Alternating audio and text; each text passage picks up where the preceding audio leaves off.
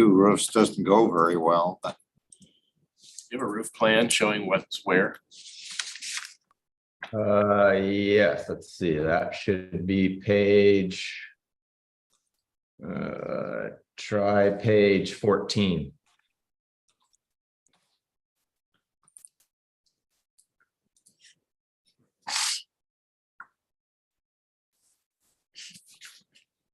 So that's the existing roof plan of that accessory building on the left and the proposed on the right. So that standing seam is really only visible from the pool deck. Is that the only place you have the standing seam on the site, or is it also changing on the main residence? It does not change on the main residence. The main residence is on the, what would be the east. Or the only section. Seeing that. what's the slope on the standing seam roof? 2 and 12. Well, that's a squeaker. Okay, do you want to make a comment on it? Ben, still? No. Okay. It's not I visible guess- from the street or anything like that. Okay, so we're actually in questions still, but any other questions? I have a question, sorry if it was addressed, but the pool spans over a property line, right? Is there already a lot? Oh, great question. So we have a lot merger in the process. It's the application's been submitted with the assessor and is basically, it's approved, but we haven't recorded it, is my understanding, because we are waiting for the land use permit to be issued, and then we will get that lot merger recorded. Just kind of cart before the horse scenario. I have a question too. What is happening? I guess the question is there an opportunity to soften this straight line in here with some, I don't know, additional planting? It just seems very rigid up there on top of that hill. And so could there be some ground cover or something planted in this zone so that it's not just hillside up to hedge? Yeah, so that slope is very steep, and it's pretty natural, undisturbed oak woodland area. We're trying not to, so that that edge of the pool deck, that west edge, is very linear and harsh, just because we didn't want to encroach any further down that slope and really minimize how far west we were going. With the oak canopy there, you won't be able to see that wall or the slope below it. And really the only reason we see the potential need for a ground cover is if we create any disturbance and need it for erosion control. So our preference was to leave it in more of a natural state. And I do have some, if you're interested, some elevations. Page 42. And These three dots, are those oaks? yes, they are. And there's a lot more oaks to the west. It's pretty dense canopy. So page 42. Yeah, those are elevations of those site walls. And they're not totally accurate in that I'm allowing you to see a little bit of that retaining wall, when in reality it would also have the creeping fig on it. And I was being a little conservative as to how tall I was rendering those shrubs in front. And this elevation is also showing, in order to minimize the height of that retaining wall, we're keeping it to a max of 6 feet. We're building a little low stack stone. And then obviously you're not seeing the layering of the oak tree woodland in front of all of that. And the gravity wall was kind of in response to a little bit of back and forth with the HOA, ARB, and like kind of addressing this wall. And that's why we did these elevations to express like what our design intent was here. Any other questions? Okay, public comment, is there anyone from the public that would like to speak on this item? If so, please step forward, raise your hand, or press, what is it? *9 to raise your hand, *6 to unmute. That's the one. Okay, see no one, back to the board for comments. Rob? I think the landscape plan seems suitable to the site and the plan set's pretty complete. Any comment on this western edge thing? I don't, because I think I'd prefer that they not disturb that slope than Yeah, encroach up to it. It would be, I don't think they'll be coming back if we give them final approval. If we do have them come back, I guess, a photo of what that slope, the current condition of that slope, but it sounds like it's pretty heavily vegetated, so. Mr. Verdiak, No further comments. Mr. I Pujo, have no comments, other than I think it's a well-designed project, well presented. Mr. Bloomer, I'm aligned with Alex's comments. I'm just reviewing the details right now. It seems, again, very complete application. okay. So there really were no comments. I'm still a little concerned about that western straight line, and I'm not suggesting you go way down the hillside. It was more a couple of groupings of ground cover against that hedge, but just a suggestion, I guess, at this point. So if there's no other comments, I'll entertain a motion. I'll make a motion for preliminary final approval as submitted, yeah. With this suggested comment, With the suggested comment to to soften the west edge with naturalistic ground covers, because not necessarily native. okay, and I second that motion. Okay, all those in favor? Aye. Aye, opposed, motion carries. Then to item number 3. Thanks, everyone, for your time. Thank you. Sorry, you didn't tell us that. Okay, item 3, Barrett addition, request of Michael Patrick Porter, agent for the owner Chase Barrett, for conceptual and preliminary review. Total of 51 square feet of additions to existing single-family residence, 13 new retaining walls spanning 584 feet, new landscaping and new hardscaping. Also proposes a modification request to reduce the on-site parking requirement from 6 spaces to 2 spaces. This is a 1-acre property located at 450 Via Dicosa. This first time seeing, I think. We have our applicant here. Please state your name for the record. I'm Chase Barrett, I'm the owner, but Michael Porter and Kim True are going to be presenting via Zoom. Kim is in the attendees, needs to be Moving them promoted. both over. Oh, yeah, I see Michael Porter as well. So I'm moving them over right now.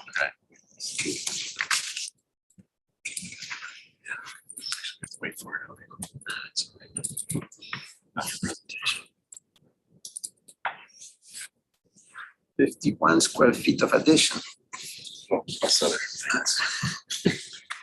that's too small. Okay, so Mr. Porter, whenever you're ready, 10 minutes to present both architecture and landscape.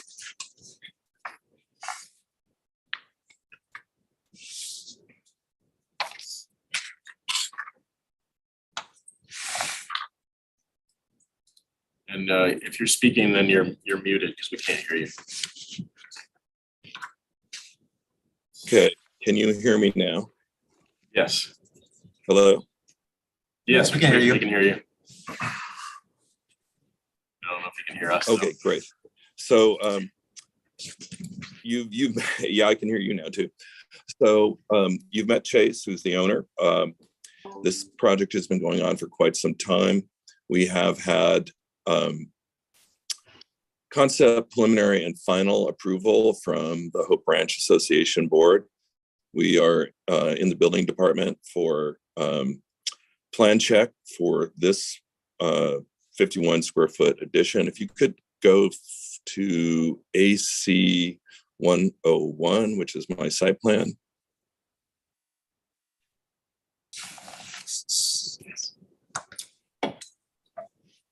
Let's see, there we go, thank you.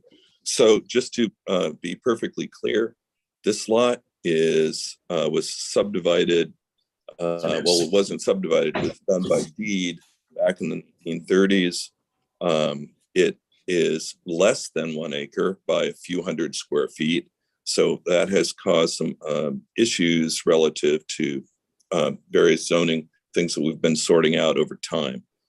But the critical piece here is the setback requirements. And the setback requirements, you can see kind of this odd shape because of our knuckle condition. Nearly all of the property is a front yard, and that front yard setback is 75 feet. The existing structure the main structure has been on the site since 1949 in that location that is approximately 40 feet off the center line of the street. And that setback was established deed. And that setback was also established through a county approved zoning variance in 1965. So Chase has pulled this project together to unify it. Architecturally, it's had a series of haphazard additions, some of which were unpermitted. So we had to go through, get a permit to remove those unpermitted structures before we could process anything else. We also have an ADU, which is a conversion of the guest house that was approved by the county in 1965 as well. So we have that being converted to an ADU. The Hope Branch Association Board approved a variance to reduce the parking. They look at parking in a somewhat different way than the county does. So they added ADU parking space, which then we had that waived, as well as the requirement to have, we could have tandem parking and parking within the setbacks that were approved in 1965. So from their standpoint, we are good on their parking standards. The modification here is because none of the footprint of this building is significantly changed since various approvals of the project in the 1960s. And so the county is looking at us as demanding 6 spaces, and we're asking for the reduction to 2 that are in the garage that are, we cannot fit any more parking outside of the setback. So that's kind of the condition there. The project, again, Chase is unifying this project with material and changing out. We are slightly altering the roof planes in some case, but not increasing anything in terms of height from the existing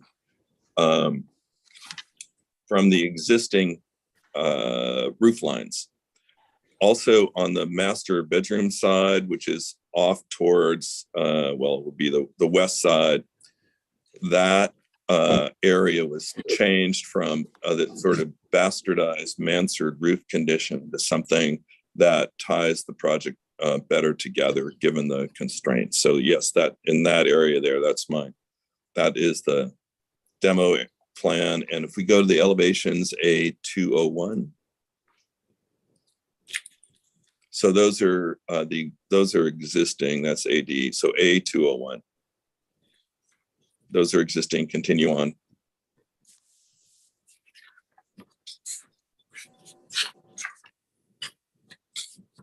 So in my, go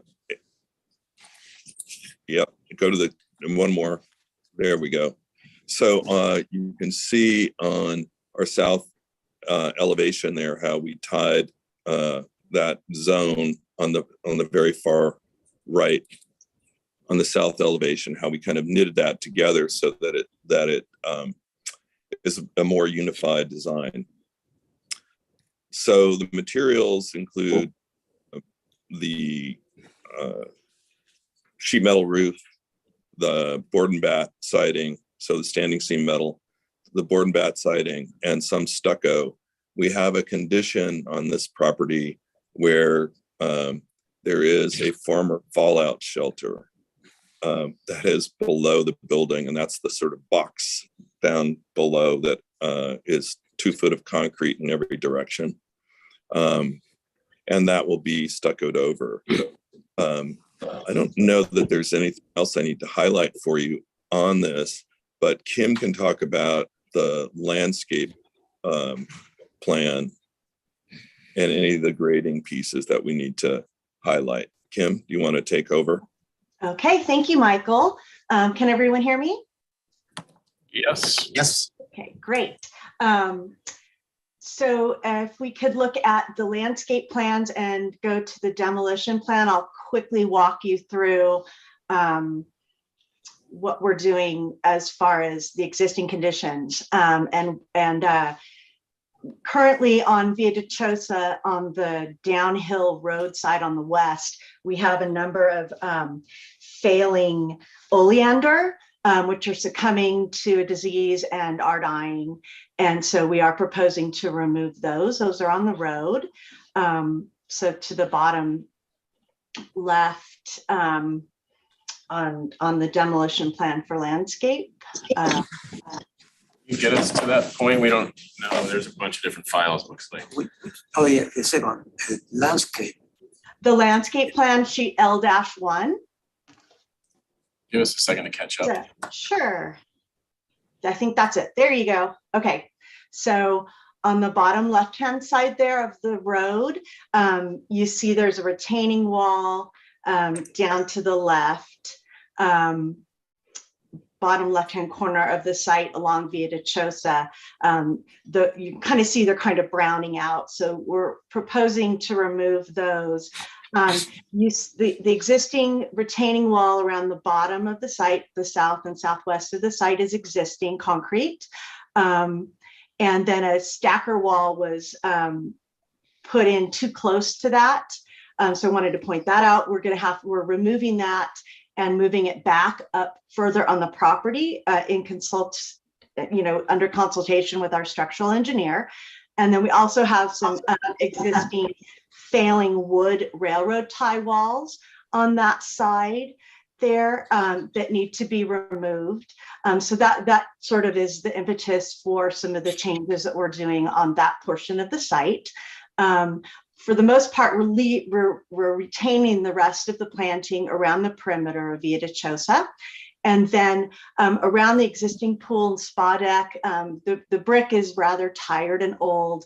The walls there are also not in good condition. They're very old. We have some exposed rebar that's rusting. And so we're proposing as part of this to remove those walls and those surfaces and then refresh the landscape there.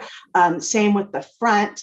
The driveway is just so narrow, as you can see in this area, you can barely get, 2 vehicles in the driveway.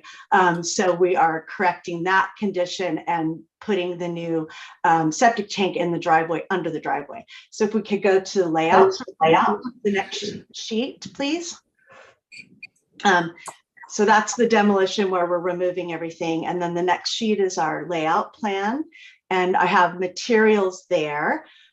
So we're proposing to replace that front driveway, widen it a little bit, and we're proposing to use the Sydney Peak flagstone banding and stacking walls to replace the existing very low retaining walls in the front along the side of the driveway, and then bringing that through and stepping up to the front door, replacing the brick with the flagstone, keeping the shape of the existing landing and just refacing that. We're also bringing in a very light, warm gray concrete with a sand cast, top cast, number 3 finish on it, so that we're highlighting the stone and keeping the hardscape on the quiet end.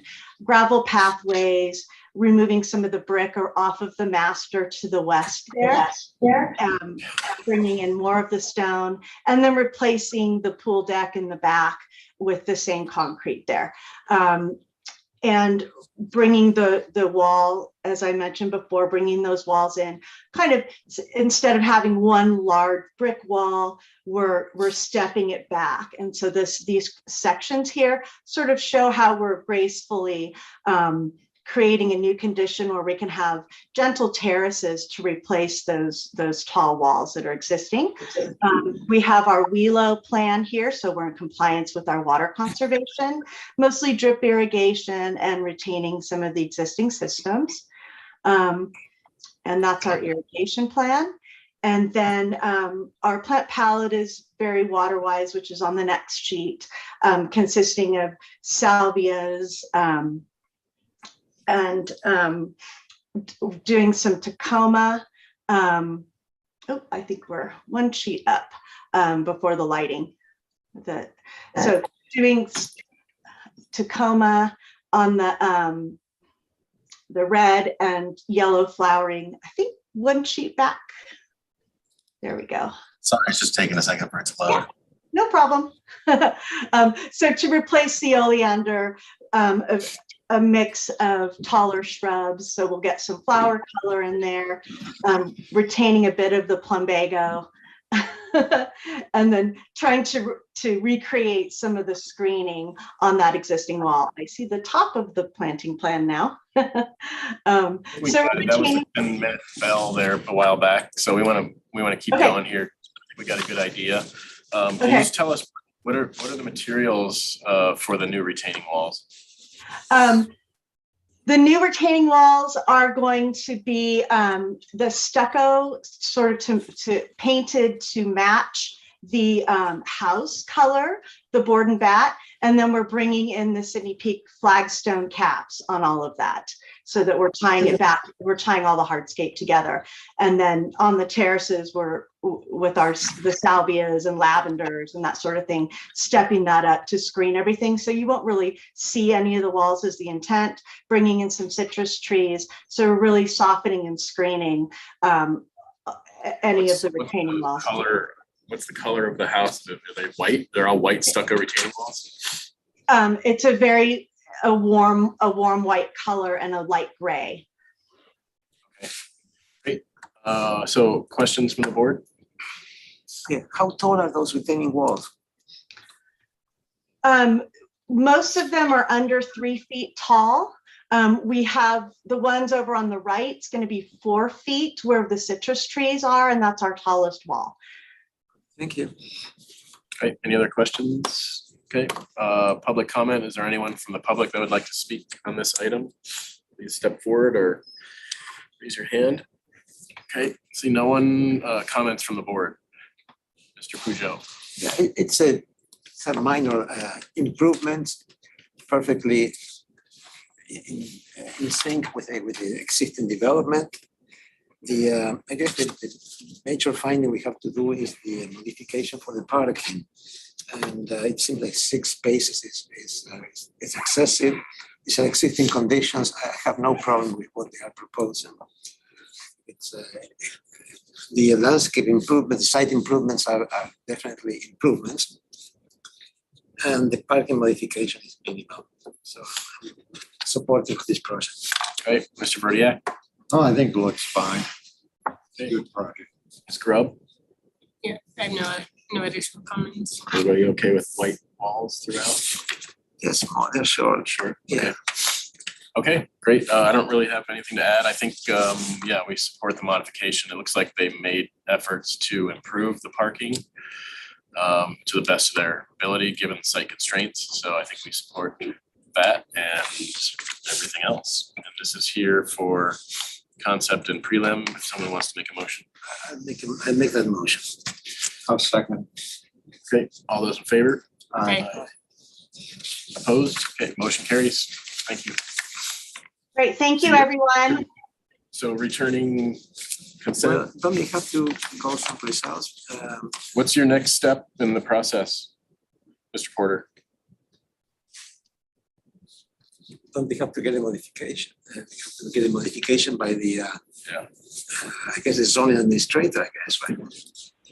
I think so. Yes, Mr. Chair. So with the modification, the decision maker has to, we require to get preliminary approval with BAR first, which is kind of different than our other permits normally.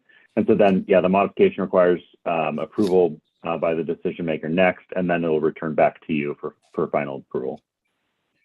Okay, so then return to us when you're ready for final on. Are you okay with that? Yes, sure. Yeah. Okay, there you go. Return for final on consent when you're ready. Okay, thank you. Moving on, item number 4 has been continued. So we're on to item number 5, request of Mike Brown. We would like to welcome back Mr. Bloomer first. Thank you, sir. Request of Mike Brown from LMA Architects, agent for Ruth Page for conceptual review of a carport, 333 square feet. Okay, 6028 La Goleta Road. And we have an applicant here for this project. Jeff Corral. Jeff. This seems very minor, so it's not, just give us a quick summation. 2 minutes. Yeah, 2 minutes. I like the sounds of that. Well, there's a site plan. You can see this is kind of a rural area of La Goleta Road, a little over 6 acres. It's an ADU project, and then the carport is separate, standalone. So that's why we're here for that. So if you want to just kind of go to the next sheets, see what, go to the next one. Okay, there you see the existing house to the left, to the right is the ADU, and then there's the proposed carport. Next sheet, please.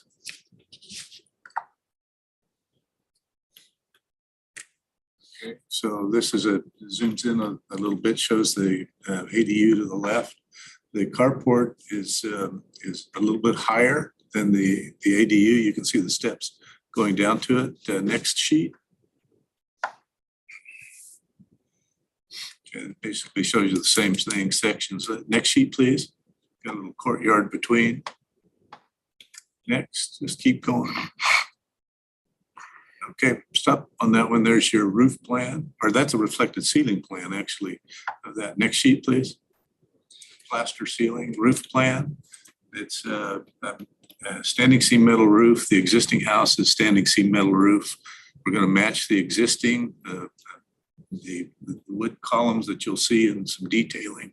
We're going to paint those white to match the color of the house, and the ADU will be the same. All the detailing will match the house. Next sheet. Okay, there we go. Go down a little bit so you see the carport down below. All right, there you go. So there's a section through the carport. There's we're stepping that down to the ADU, so there's a little bit of a retaining on the uphill side, and then steps going down, and can lights to get a little bit of light in it. Okay, there's elevations. So you see, whoops. So you see the carport to the left. That's in the left-hand views. That's down if you're in the courtyard looking at it. Scroll down a little bit, please. Okay, and then if you're on the south side, that lower picture there shows what you would see if you could see anything. It's miles, nothing down to the next houses. Next page, please. Okay, so here in the upper, or about the middle, is the detail through the fascia. If you go down just a little bit, and down. So that's the detailing, and that matches the house in essence. Although the house is plaster, it wouldn't work to plaster over that. So that's what we have. And then there's, I think, basically that's it. And there's recessed can lights. And I don't know if there's any photographs of the existing house. If you need to see that, I don't know what Mike had worked out. Yeah, there you go. So that's the existing house. On C, you're looking at there's an existing parking area. That's where the carport will be. And then D is looking a little closer into that. Like I say, the detail will be the same as the house. Scroll down a little bit, let's see what we got. Okay, so there's on the right-hand side, F, that's, that little shed, metal shed actually is what it is going away. And just behind that up above is where the carport will be. I think that's. I think we give a got picture. 2 minutes. Yeah. Yeah, I think that's good. Okay, questions from the board? Okay, No, anyone from the public that would like to speak on this item? So raise your hand, step forward. And comments from the board? Anyone? It's ready to go. Very simple, very basic. It's all complete. The details are there. This is here for concept review, but we can continue for preliminary and final on consent, I guess. Any, Everybody's in agreement, right? any other comments? I just have a few. I find this carport very offensive. No. You never know, right? Beautiful carport.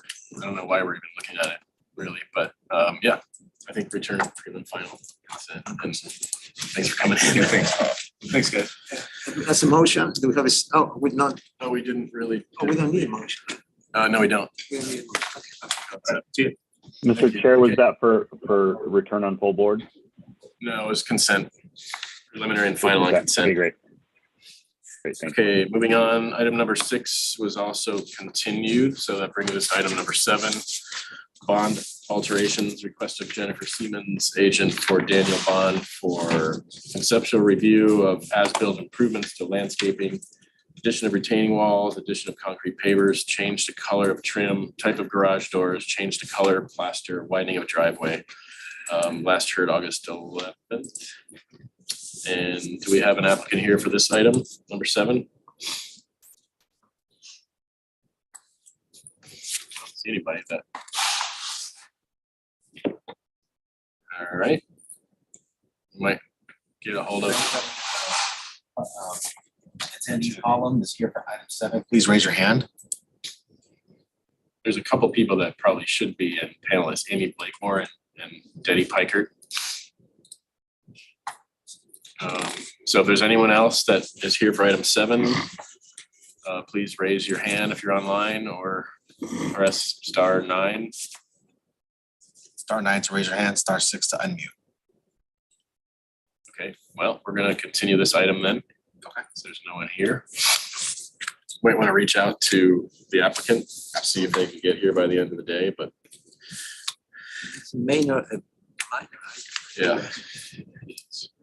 Okay, so then we're gonna go ahead and move on. Item 8 was also continued, so that brings us to item 9, the Gabbert Barn, request of Brian Banks, agent for John Gabbert for conceptual review of a new storage barn of 1,440 square feet at 3222 Toro Canyon Park Road. And do we have an applicant for this item? Okay. Your name for the record, sir? Jeremy Roberts. Hi, Jeremy. How are you guys? Again, I think pretty quick and straightforward. If you can just give us a. This is as painless as possible. This is a project you guys saw probably 5 years ago for the main house, a detached garage, detached guest Site. house, storage. Actually, Joe was the planner on that project. After having lived there for several years, the owner has realized that he's got 88.6 acres and he's got an 86-acre conservation easement over the property. So the original plan was the main house is to the left. You've got the next structure over is the garage, and the next smaller building is a little storage building. They're trying to maintain the 86 acres out of that little building, and it's become, there's more involved than what we anticipated. So what we're proposing to do is build a storage barn for the care and maintenance of the property. That's this new structure over on the right-hand side. It's a pre-manufactured structure, a timber, sort of heavy timber barn structure. We're not proposing any plumbing. We're gonna have a gravel floor in there. It's really for the care and maintenance of the property. Look forward to that. Yeah, we can, you scroll forward. a little Jonathan, bit. there's nothing in the file. On this project? By the way, sir, can you tell us where we are in the county? This is off Toro Canyon Park Road. 322. It's the first property. When the mailboxes there at the corner of Toro Canyon and Toro Canyon Park are actually on this parcel. It was originally two properties that in the process of getting the house approved, we did a voluntary lot record. A single parcel that's 88 acres. Keep going. We're on item 9, so that's the box file I'm looking for. Yeah, we're on number 9. If you scroll down a little bit, you'll see scroll up a little bit on that overall site plan and you'll see that intersection on the upper left is the intersection of Toro Canyon Road and Toro Canyon Park Road. And then as you come in, it's the first driveway on the right-hand side. Can we go down at all or? No, yeah, sorry. Yeah, just keep going. I think we can just take a quick look at the barn. That 8, yeah, that's it, right? That's the site section. We have a 19-foot height limit. So are all those new driveways? Actually, it's existing all the way into where the hammerhead is, and we're making improvements to meet the fire department requirements. We've met with Carp Fire. They have approved the proposed development. Keep going. So that's the cut and fill slopes. Green is cut, red's fill. This is the kit barn that we're proposing to use. We'll have basically that's it. Okay, I'll just run through those real quick and then in the meantime, are there any questions from the board? Well, what are the materials? It'll have a standing seam metal roof to match the existing house. And then we'll also do the vertical board siding in the same color as the existing house, which is a dark gray. You can't see this from anywhere but space. So. Very good. Was there a bunch of renderings too? Yeah, I think if you keep going down, there's the company we're working with is Timberline. They have reps here in California, so they're used to working with our requirements. Just run through. Yeah, just close. Yeah, there you go. Okay. So I say questions. Question, on the existing buildings, which, it's a beautiful complex. And I see on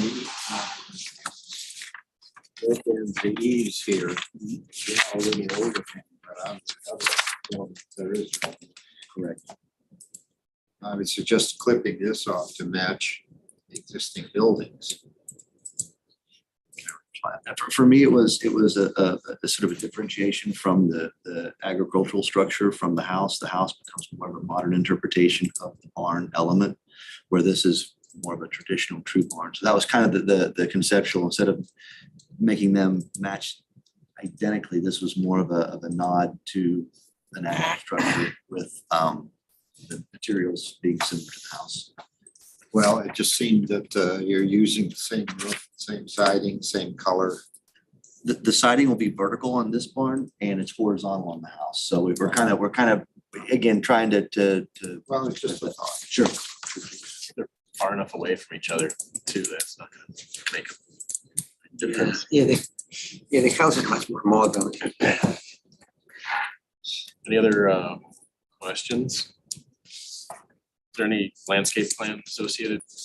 We are literally just going to let it go back to native, reseed it with what's out there. And we're not, since it's going to be more of an ag, there's going to be, activities around there with the maintenance of the barn. So we're not proposing to make the landscaping to just take it back to that. Is there, okay, so public comment, is there anyone from the public that would like to speak on this item? Okay, back to the board for comments from anyone. This is again here for conceptual. My comment is the same as John's. Given the property, I urge the applicant to match the barn to the existing architecture, given it's a contemporary project, collection of buildings. It makes sense to do that. I certainly wouldn't hold the applicant up for that, but for the record, encourage, not a demand, not a requirement. I think it's a missed opportunity. Okay, other comments? How far? Yeah, how far are they? It's over here, over there. They're not visible from each other, Alex. They're significantly. Yeah, apart. Any other comments? I think it's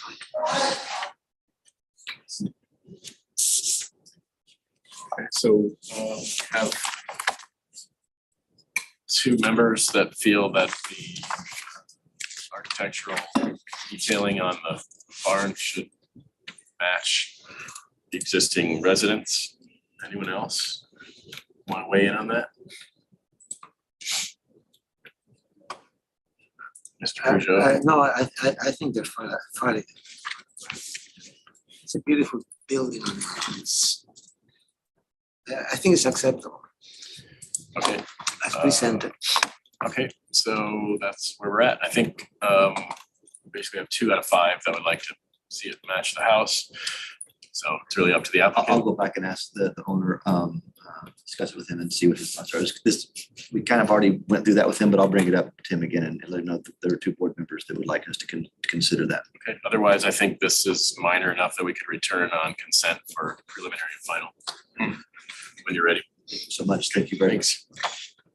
Okay, then moving on to 10, Justo, Foothill Enterprises, Enterprise 2 LLC, request of Alex Larson, NMA Architects, agent for Michael Giusto, for conceptual review of a remodel to an existing residence of 1,700 feet, removal of an existing carport at 3079 Foothill Road in Toro.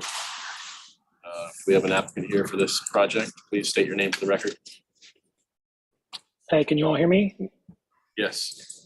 My name's Alex. I'm here with NMA Architects. Hi, Alex. Again, this looks like a fairly straightforward minor application. So if you can give us a real quick 5-minute or less presentation, that'd be great. Sure. I'll just plan to go through the plans in order here. If you wouldn't mind starting on the title page and just maybe zoom out so we can see the whole thing.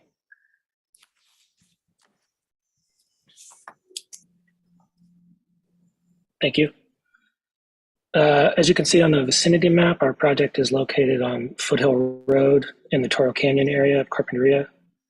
That black and white photo shown there was taken in 1966 during the construction of the original 1,700 square foot home, which is a pretty cool two-story contemporary style design by KBZ Architects. This is our client's childhood home. So one of our key design goals is to preserve the home's original character and feel. So with that in mind, the general scope of our remodel includes replacing the exterior finishes with similar materials used on the existing home. There's also an interior remodel aspect of the project, which I'll point out as we go along. If you could go to the next page, please.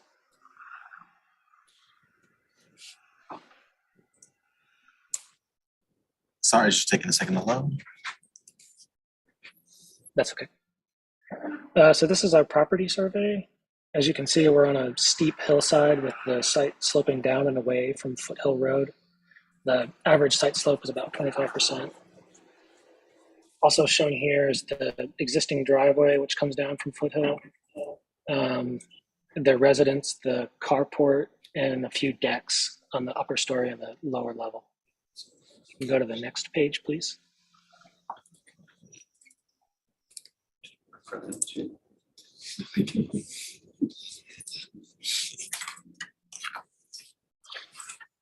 So this is a neighborhood aerial. Yeah, we need to move a little faster here, Alex. I think we have all looked at this before last night or night before. And so let's just get right to the meat of it and maybe go to the elevations. And I think we have a good idea of what we're looking at here. Okay, sure. Like I said, it's a fairly simple remodel project. We're just replacing a lot of the exterior finishes.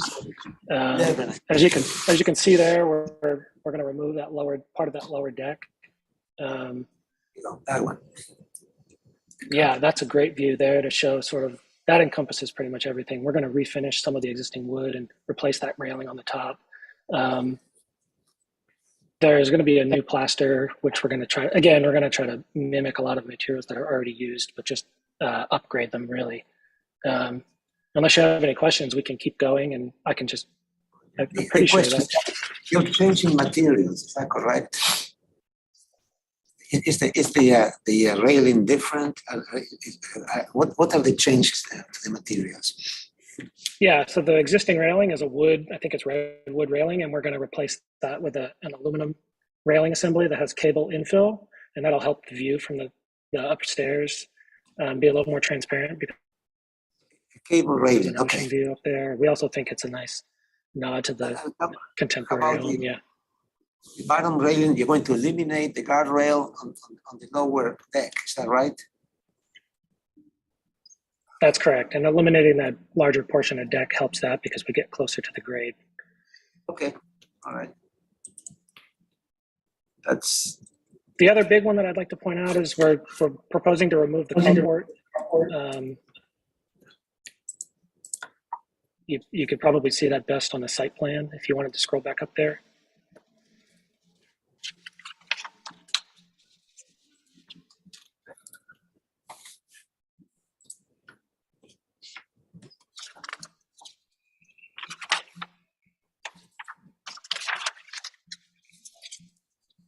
Should be page 7.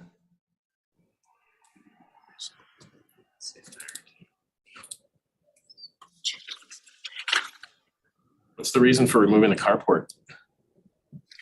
It's in very poor condition. There's also 2 beams that hold it up that we would like to eliminate. Those are probably best seen in the elevation if you want to see what those look like. But those 2 beams connect to the house, and there's a small roof overhang. It's right next to the entry deck. We're just trying to clean up that elevation of the building, and we think that really helps. Okay, great. I think it's pretty straightforward. Let's move into questions from the board. Anyone? Okay. Yeah, I think that we went a little bit fast on page 12. You can put page 12. On top, the existing and below is the proposed. So you have another. You basically modernized it a little bit, right? The bottom. You can blow up the bottom part, Jonathan. So you have some. Is that the window? Is just a wood element on top of the window. On top. Is that what that is? Right. Yeah, we're proposing to clad the areas between the windows with wood. This is a detail that currently exists on the home, but it's not very convincing. It's plywood that's been painted, and we sort of think this breaks up the facade and add a little nice detail to it. All right. Yeah. So that's pretty good. I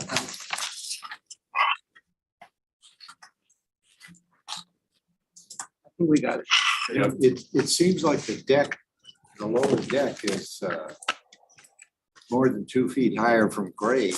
Is that allowable? What's the distance between the deck and grade that where you can eliminate the railing? It has to be 30 inches or less. 30, right? 30.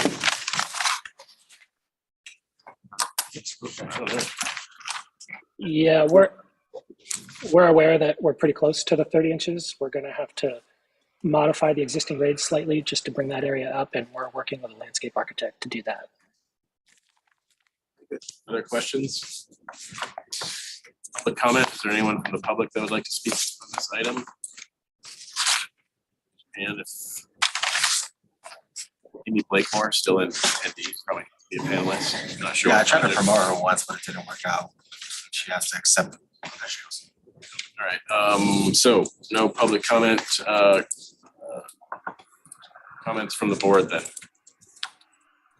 Ms. Grubb. I think Janet looks like nice improvements and respectful of the original architecture. My only comment would be, I don't see a specific white plaster color specified on the material board, but it seems like it was kind of a warm white before, and I think I would recommend that for the final plaster color rather than a like cool white. It's a little hard to tell in the renderings. So Birdiak?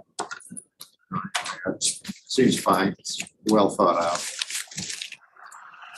I agree with the comment, and I agree with the comment on the color as well. Yeah, I think like a little bit of darker color will definitely help the project. I think it's very, very nicely done. Okay, Mr. Bloomer? Okay, nor from me, so I guess return, what is this, another consent? Return for preliminary and final approval on consent with the comment to ensure that the proposed colors in the warm darker tone. Also to return with landscape plans for areas disturbed. And ensure that the drop off the bottom deck is 30 inches or less to avoid the handrail. And that's returning prelim final on consent when you're ready. Thank you. Thanks for your time. Okay, moving on, item number 11. Okay, item number 11, Vista Oceano LLC, single family dwelling and garage, request of Joe Shustari. Joe, agent for Vista Oceano for conceptual and preliminary review of a new residence of 11,539 square feet and a new garage of 1,770 square feet on a currently vacant parcel. And this is located on Vista Oceano Lane in Toro Canyon. We have, can you state your names again for the record, please? Yeah, Joe Shustari. I'll be proposing to build a two-story on a vacant lot, the last parcel left in that community. And we would like to build a two-story maximum 25 feet high. That's the challenge that we have with the plan checker. That's what we are doing, an exception to build that. As we send a letter from the owner. Owner is 30 years resident of Santa Barbara. He had a incident in his old house. That's why he wants to build this house. And be proposing to have an elevator for him to go up there because as we stated in the letter, he is a disabled person. He wants to live on the second story and have his kids and grandchildren live in the first story. Actually, yeah, sorry to interrupt, but I'm gonna stop you here because I forgot we have a planner memo for this. And so I just want to sort of sum it up here before I have you jump in. I'm gonna pause the time frame here, but basically the planner comments are as follows. The proposed project is located in a rural area within the Toro Canyon Community Plan area. There's a 16-foot drop in elevation within 100 feet of the proposed development, so it's subject to the ridgeline and hillside development guidelines in the coastal zoning ordinance, specifically Article 2, Section 35, whatever, rural and current rural areas. And there are guidelines that apply to that, which I'm not going to read through. Also, Article 2, Section 35, 144.4 for exemptions. And if you can scroll down a little, Jonathan. Article 2, Section 35, 194.6.3. The architectural review standards are here, and keep going. Most of us are familiar with these, so I'm not going to read them all. But if the exemption to the height requirement is granted, please include a written discussion of how the project meets the applicable exemption criteria in the BAR minutes. So I'll hand it back over to you. And that's the meat of it. That's why we're here. Yeah. To get the exemption. So we think they did with this structure, we submitted all the homes around us. There are a few of them to show kind of what is out there. The only one having to follow this requirement. Right. And actually, guys, the microphone's up here in the ceiling. So it was not a requirement when this was initially purchased. So we're here for that. That's kind of what we were hitting and looking through plans and everything else. We need that first is the exemption. So are we, Joe, or is your planner here? Kylie Brown, is she here? No. Joe, can you give us an idea? Are we just looking at, is this standard? We're looking at. We'd love to get comments on the whole thing, but that initially was our stopping point with Kylie. She said we should come here. So we're still looking for input on the structure. Yes. It's just like a standard project. But Joe, is there anything that we should be focused on here? Or we just kind of treat this as a standard project with this? This is a very standard rate. Hang on, sorry, I'm asking Joe, our sewer. Oh, Joe, okay, sorry. Yeah, Yeah, my bad. Oh, you're Joe too, yeah. So Joe Dargle, anything that Yes. we to be looking at here? Yeah, What was so, stated? no, what the planner memo went over is that just, the planner needs you to, if you do find it appropriate to, provide that detail in your minutes to me, and we'll include that in a written finding, but it says that the project may proceed for conceptual review on the planner memo, but it looks like the agenda says it can go for concept and concept and preliminary. So, yeah, I would say because of the memo says conceptual, that we should probably not give it preliminary approval today. But you can include in the minutes a written discussion about whether it meets the findings needed. Okay, so really, we're mainly looking at, is this okay as a height in this zone? Yeah. 16 feet. I was really, this is the first time we're looking at this, right? Yeah. I mean, I don't know how it works, but preliminary got into this agenda for the 11,000 square foot house. This is not the way it works. Yeah, so, okay. Doing what we're told. Right, no, I understand, no, the way it was agendized, it was really. So let's go to a site plan or something to get started here. Okay, so take it away, Joe. As you can see, this is a two-story building that we're gonna build on the flat pad that we have on top. That's our driveway that takes us to the house. And this 11 acres been there for past, I don't know, 20, 30 years. And then we're just gonna, the major cut and fill that we have is on the driveway, and then we spread it on the side. We're not gonna touch any vegetation that we have. All the lemon trees at this point gonna stay. Can you go to the second?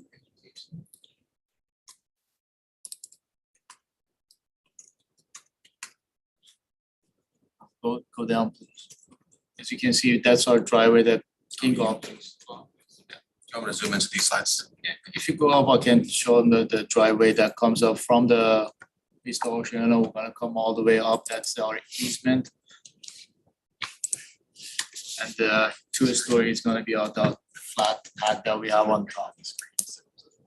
Can you go to our next sheet? Yeah, right. If you go on the elevation, you can keep that elevation.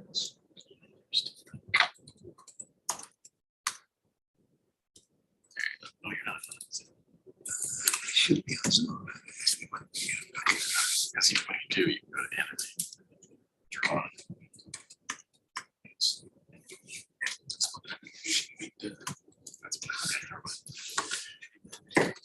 Okay, so elevations. That's a two-story. As you can see, we are very flat at the bottom, and then we have our second story on the top, and we're facing all the oceans.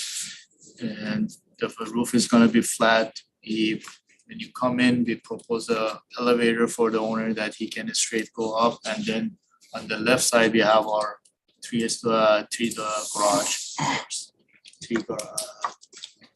Car garages. We're not exceeding 25 because at the beginning we were at 30 feet, but we worked with Kylie, we brought it down after a couple meetings that we had to maximum 25 that they allowed us. And right now we're just hoping to get that exception to finalize our drawings and go for. Do you have any sections that show like the topography and where the height limit is and sort of adjacent to the house, or is this all? Site-wide sections? Jonathan, kind of scroll through what else we have. This one. 15. Go to right there, 17. Yeah. 17 or that one. Yes. So then you're proposing Okay, can you go to 25, the last page? proposing 25 feet, but Yes. you're basically allowed 16. Yeah. And you're here to request exemption for that. They keep going down, it's at the last sheet. So, we can have a question here on the sections. Where are the 1,500 cubic yards cut? Where is in this section? Where does it show? Cut. No, No, drive. Drive. The driveway, most of the cut is from the drive, and when you get to the top, the pad itself is already, we're not doing much to the pad. Okay. And then, yeah, Can you put the last one?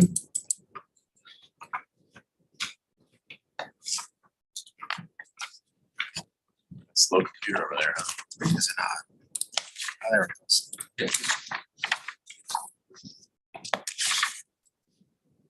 As you can see, that's a private. And our drop, just so you know, we meet the drop requirement because going to the backside is where we get the drop, not towards the ocean side. And where, do you have a fire hammerhead somewhere? Or around? That driveway. That's I think that meets the, That's means. yeah. okay. But it also, fire can come all the way up to where that line is, and then there's a natural sloping driveway that goes this way as well. So you could do that. Okay, yeah, we just, when you come back, just show the hammerhead, make sure the fire department has seen it, so that we know that the circulation is correct. And then can you go, I think there was an overview of the neighbors, I think that helps. We can just run through those sheets. Yes. And this is just pictures of existing homes. Existing like homes. This the is every neighbors. home in a As 360. you can see, that's our proposed villa. Hold on, zoom in on that, please. And which one is yours? Proposed villa. Right there in the center. Can you? Yeah, right in the Give me middle, the right in the laser, I middle can of the dots. That Yeah, just- that one. No, No, right to the right on that. That's a Yeah, garage. that's us. That's us, sorry, right there. If you see villa number 3, the garage. Barely work. This one, villa number, So pictures 1 and 2 will show you the lots that are between our property, the freeway, and then there's another lot that it's ocean to give you an idea of what's around us. Off to the, I guess that's the east side, that's the Pacifica Graduate Institute. Off to the back side is the training facility. Up above us are the big villas. So Villa 5, you can see that large. What's that road from the 101 to the Pacifica? this one, No. Leading up towards Pacifica from the 101. What is that? I'm just trying to get my bearings here. Oh, that's the polo fields there, That's the a big polo grass. field, Okay. And then that's a private polo field Yeah. on Villa 1. And we can go, let's look at Villa 1 if we scroll down. So Villa 1, what you see just beneath us, that is the property. And then Villa 2, which is also beneath us. So was that a 2-story? That was 4, if you go from the grass. So are they not subject to the restriction? Well, they weren't. Oh, But when did the at the restriction time, get put in You're saying place? that it's new. So we're the last one coming and being built, and so this was not there in our deed and our restriction, so the Edgewood Branch covenants didn't have it, it was a 25-foot. Okay, let's keep Yeah. scrolling through these. And And then- when did that change to the 16? I don't know when this was published, the first time we had seen it was in this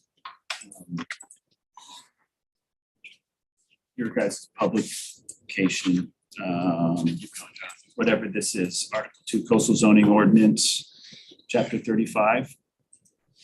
County Code published March 2021. Another one again? yeah. I'm just, This house?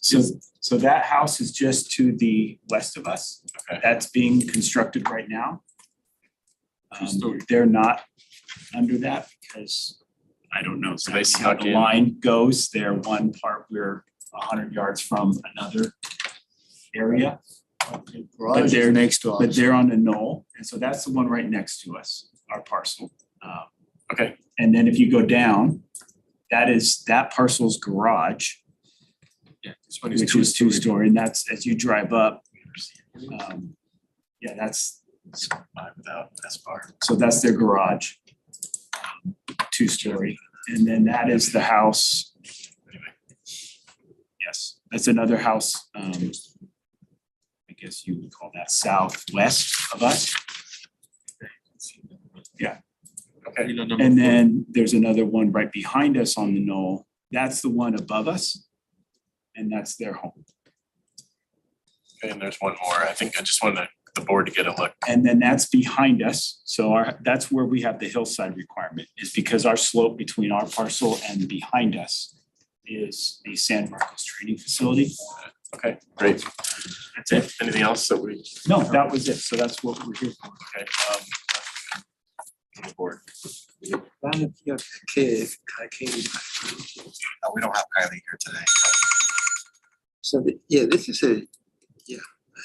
I have questions, but I'm not sure who to ask. Joe. When did all this, when do we have the 16-foot height in? Joe, do you have any, Joe Dorgal, do you have any background?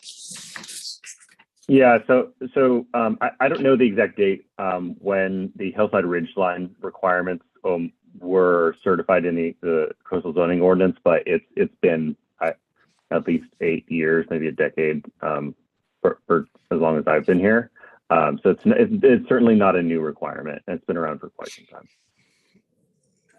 But these other homes that are look to be newly, installed or built, those have been within the last 8 years, right? And some of them are 2, 3, 4 stories. Well, they shouldn't. 4 stories would really surprise me. But the height limit down the of hill. So I guess I would have to look at each one, but not every property would be subject to hillside ridgeline standards. It just depends on the siting of their project. So if there's a drop in elevation of 16 feet over 100 feet, that's the criteria. Okay, all right. I think, is everyone clear on what we're doing here? Okay, so we're in questions. Any other questions? Mr. Chair, I have to leave in a few minutes. I would like to make some comments. Okay, we do have to, we'll see if is there any public comment? Anyone like to speak on this item? Nope. Okay, so SBAR comments, Mr. Peugeot. Yeah, I We think go back to. it's a, I understand it's the site has been leveled already, but it is a large project. It's 11,600 square feet. It's 9,000. I think they included, I guess that's standard, the patio is included in the square footage, so it's under 10. It's under 10,000. It's 9,000 living, and then there's. Well, we need. Well, anyway, I'm that's not sure why part 11 got in of, there, yeah. and the garage. It's still. I don't know. Here, what I see in the application is 11,600, 539, and then another garage of 1,800 square feet, 1,500 cubic feet of cut, which I now I understand is the road. We need a planner. We need a good planner, a memo here explaining this project. It's an aggressive project in terms of it is very large, very visible. It will require a lot of. We're going to look at this very carefully. And it is not the type of project that gets approved all the time. Just to give you an idea. Even though I'm very curious as to all these precedents that you're describing, where they come from. I would really like the planner to explain that. Your thoughts on 16-foot I don't, exemption? I don't know. I'd like to know more about how. Yeah, we have made findings in the past, but they show that the hillside. This is what we're proposing. This is the line that cuts across 16 feet. This is the extra stuff that we want. How many square feet will exceed that 16-foot limit, right? It seems like it will be thousands of square feet. Sometimes it's a small amount. I think the county has I think it's less than 400 square feet of roof space. Usually can go above a certain height limit. I don't know. Yeah. I really need to know more about this. And I apologize, I have to leave. And I'm sorry, I will not hear you. I will see you next time. Thanks. So, Mr. Chair, I'd like to just kind of clarify what Mr. Peugeot was just talking about. So the limitation of exceedances allowed for square footages is the standard exceedance allowed within the regular zone district height limit requirements when you have an architectural element that exceeds the standard height limit. But in this case, what Kylie laid out in her planner memo is that this is hillside ridgeline, and therefore the board does have the ability and the discretion to say if it's in good design, the interest of good design, they can exempt the requirements of hillside ridgeline and apply the normal zone district height limits for that for the project. So if you did choose to allow it, you could allow this entire structure to exceed the hillside ridgeline guidelines and just follow the standard zone district height requirement. Okay, that's but I think we still need more information from. I was just saying, it doesn't appear to me to be exceptional design. Sorry to be blunt, it just seems like a boxy element. Yeah, I think what we're here today for is, as we spend money on design, are we limited to the 16-foot, or due to unusual circumstances and those other heights that are enjoyed by our neighbors, do we meet the requirements? Can we get the exemption to go back to planning and plan in the ordinary restrictions that all our neighbors Because have? if we don't know we can go to 25, we don't know what we can do. It's just like I would assume not. If I were in your position, I would say not, especially for this size of structure. If it was a 400 square foot residence, it's 2-story, blah, blah, I could make a point because special considerations on the site, special conditions, you don't have that. Anyway, I gotta go. Okay, well, we have other members. Mr. Verdiak, do you want to weigh in? Okay, well, I find it very difficult to support this project. It's not when some projects exceed the height limit, a little on the roof or it's not it's a deal, but then and if it benefits a project, we accept that, but this is not a minor action, it's major. And, from what I see, I don't think that the architecture is so outstanding to support that. So my initial reaction would be not to support your project. Sorry. Okay, Ms. Grubb. I guess my feeling on it is that since they're at the conceptual level, and the exemption could be supportable, but we would need a stronger concept to be able to support it, I guess, stronger architectural concept. Mr. Bloomer. Yeah, I'm just looking at the plans here.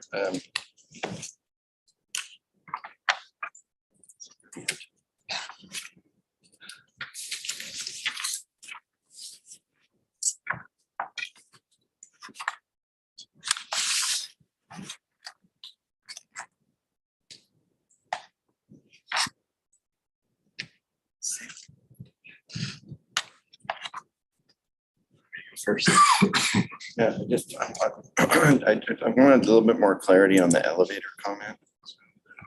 Presentation about the elevator. The applicant, the owner is disabled. Hard time finding that in the drawing, sorry. It's on it's the very first walk in. It's on the other side of the building, back side, the entry is, and it's right there to the right of the entry. Can you go to the floor plan? Yeah.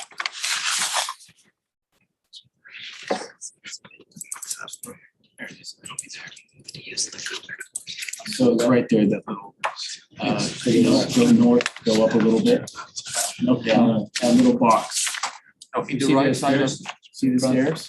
All right here. To the north of the stairs, there's that little box. That's the elevator shaft. Right here. Yeah, No, no, right there. On this thing. Yeah, there it is, Josh.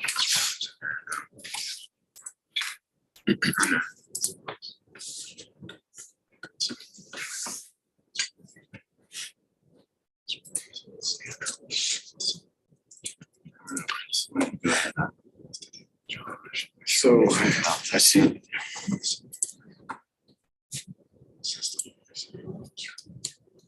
So you have one 2-car garage and one 4-car garage, is that right? yes. Okay.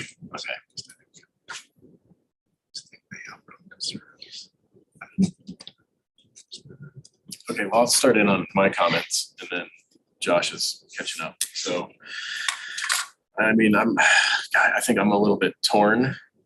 Obviously we want to accommodate what the owner needs for their home.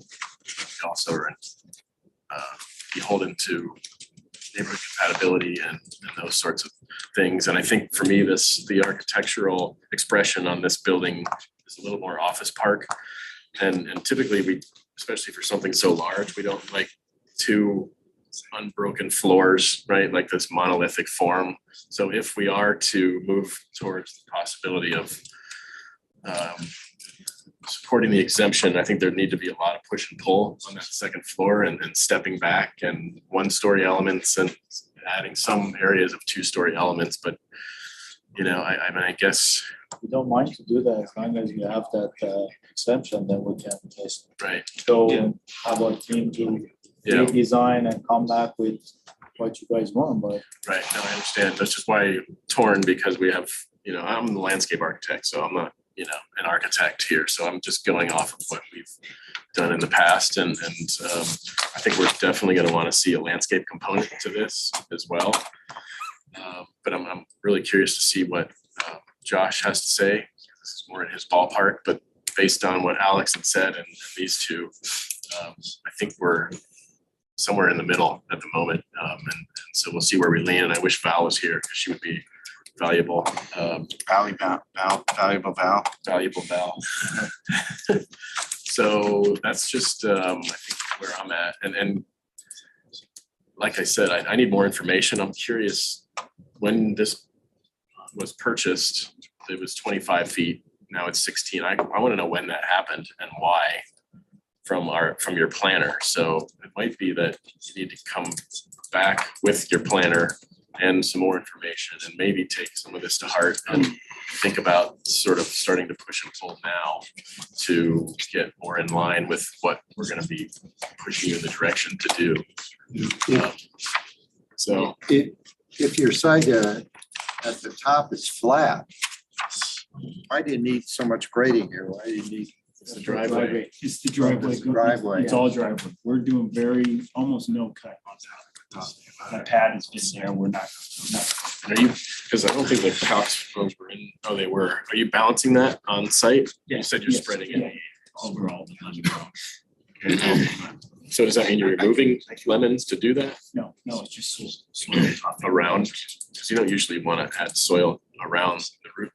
So some trees, so, but it's not down the road. Down here, they're hard to love anyways. From an architectural point of view, just on the building and the garage, like I don't have a particular problem with the siting of your project, the way it's sited and how it's supposedly following the grades of the hilltops. It feels like it's, it's conforming to the topography somewhat. So I don't really have a big issue with the access and driveway, but the architecture itself, I'm gonna be pretty blunt with you. This is this looks like an office building. Doesn't look like a house.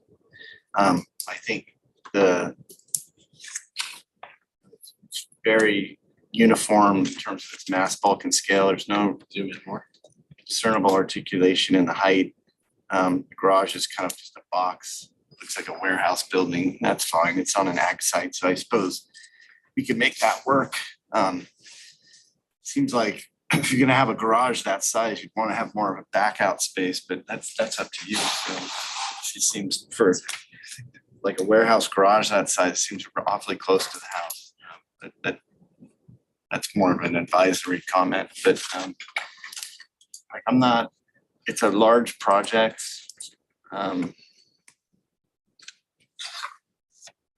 Surrounded by other large projects for sure, and you know, just I'm not, from the standpoint of quality architecture, I'm not seeing the kind of architecture that there's design problems and design solutions. You gotta use design to solve your problems. You can't just drop the box on and ask for, you know, a box of a building on and say, I want an exception to a height restriction. I think that's what's being discussed. There needs to be a rationale for why we're doing that. And you know, it's a very, like, you got 11,000 square foot house and you're giving us a very thin set of drawings. I got one aerial rendering of the property, looking at it from Seagull's point of view. I have no idea what really it looks like from a human point of view. There's been very little effort to sell the project to this board, other than this single rendering that is, you know, kind of like an axonometric looking down at the building. And I've got some austere elevations that don't indicate any kind of shadow or shade or punch like that. Just all I see is a grid of a building. And as an architect, I know what I'm looking at, but it ain't helping sell it. I don't get it. I think it's frankly a really ugly building. Sorry, it's a contemporary. If it was an office building off the 405 freeway in San Diego, it makes sense to me. But in Santa Barbara, you can do a lot better than this with this scale of project. And I'm being, I think John said that he can't support it, but I can support a project here. I can support a house. It just needs to improve the quality. The question today is, can you support the? I can't overwrite. I'm not based on, there's no merit for that. And the project's needs a lot of work. And you guys say you're in a hurry and you want to get this done. You want to move the client's agenda forward. So I'm being really blunt and honest with you because I think Valerie and Alex are, I'm usually the lenient one.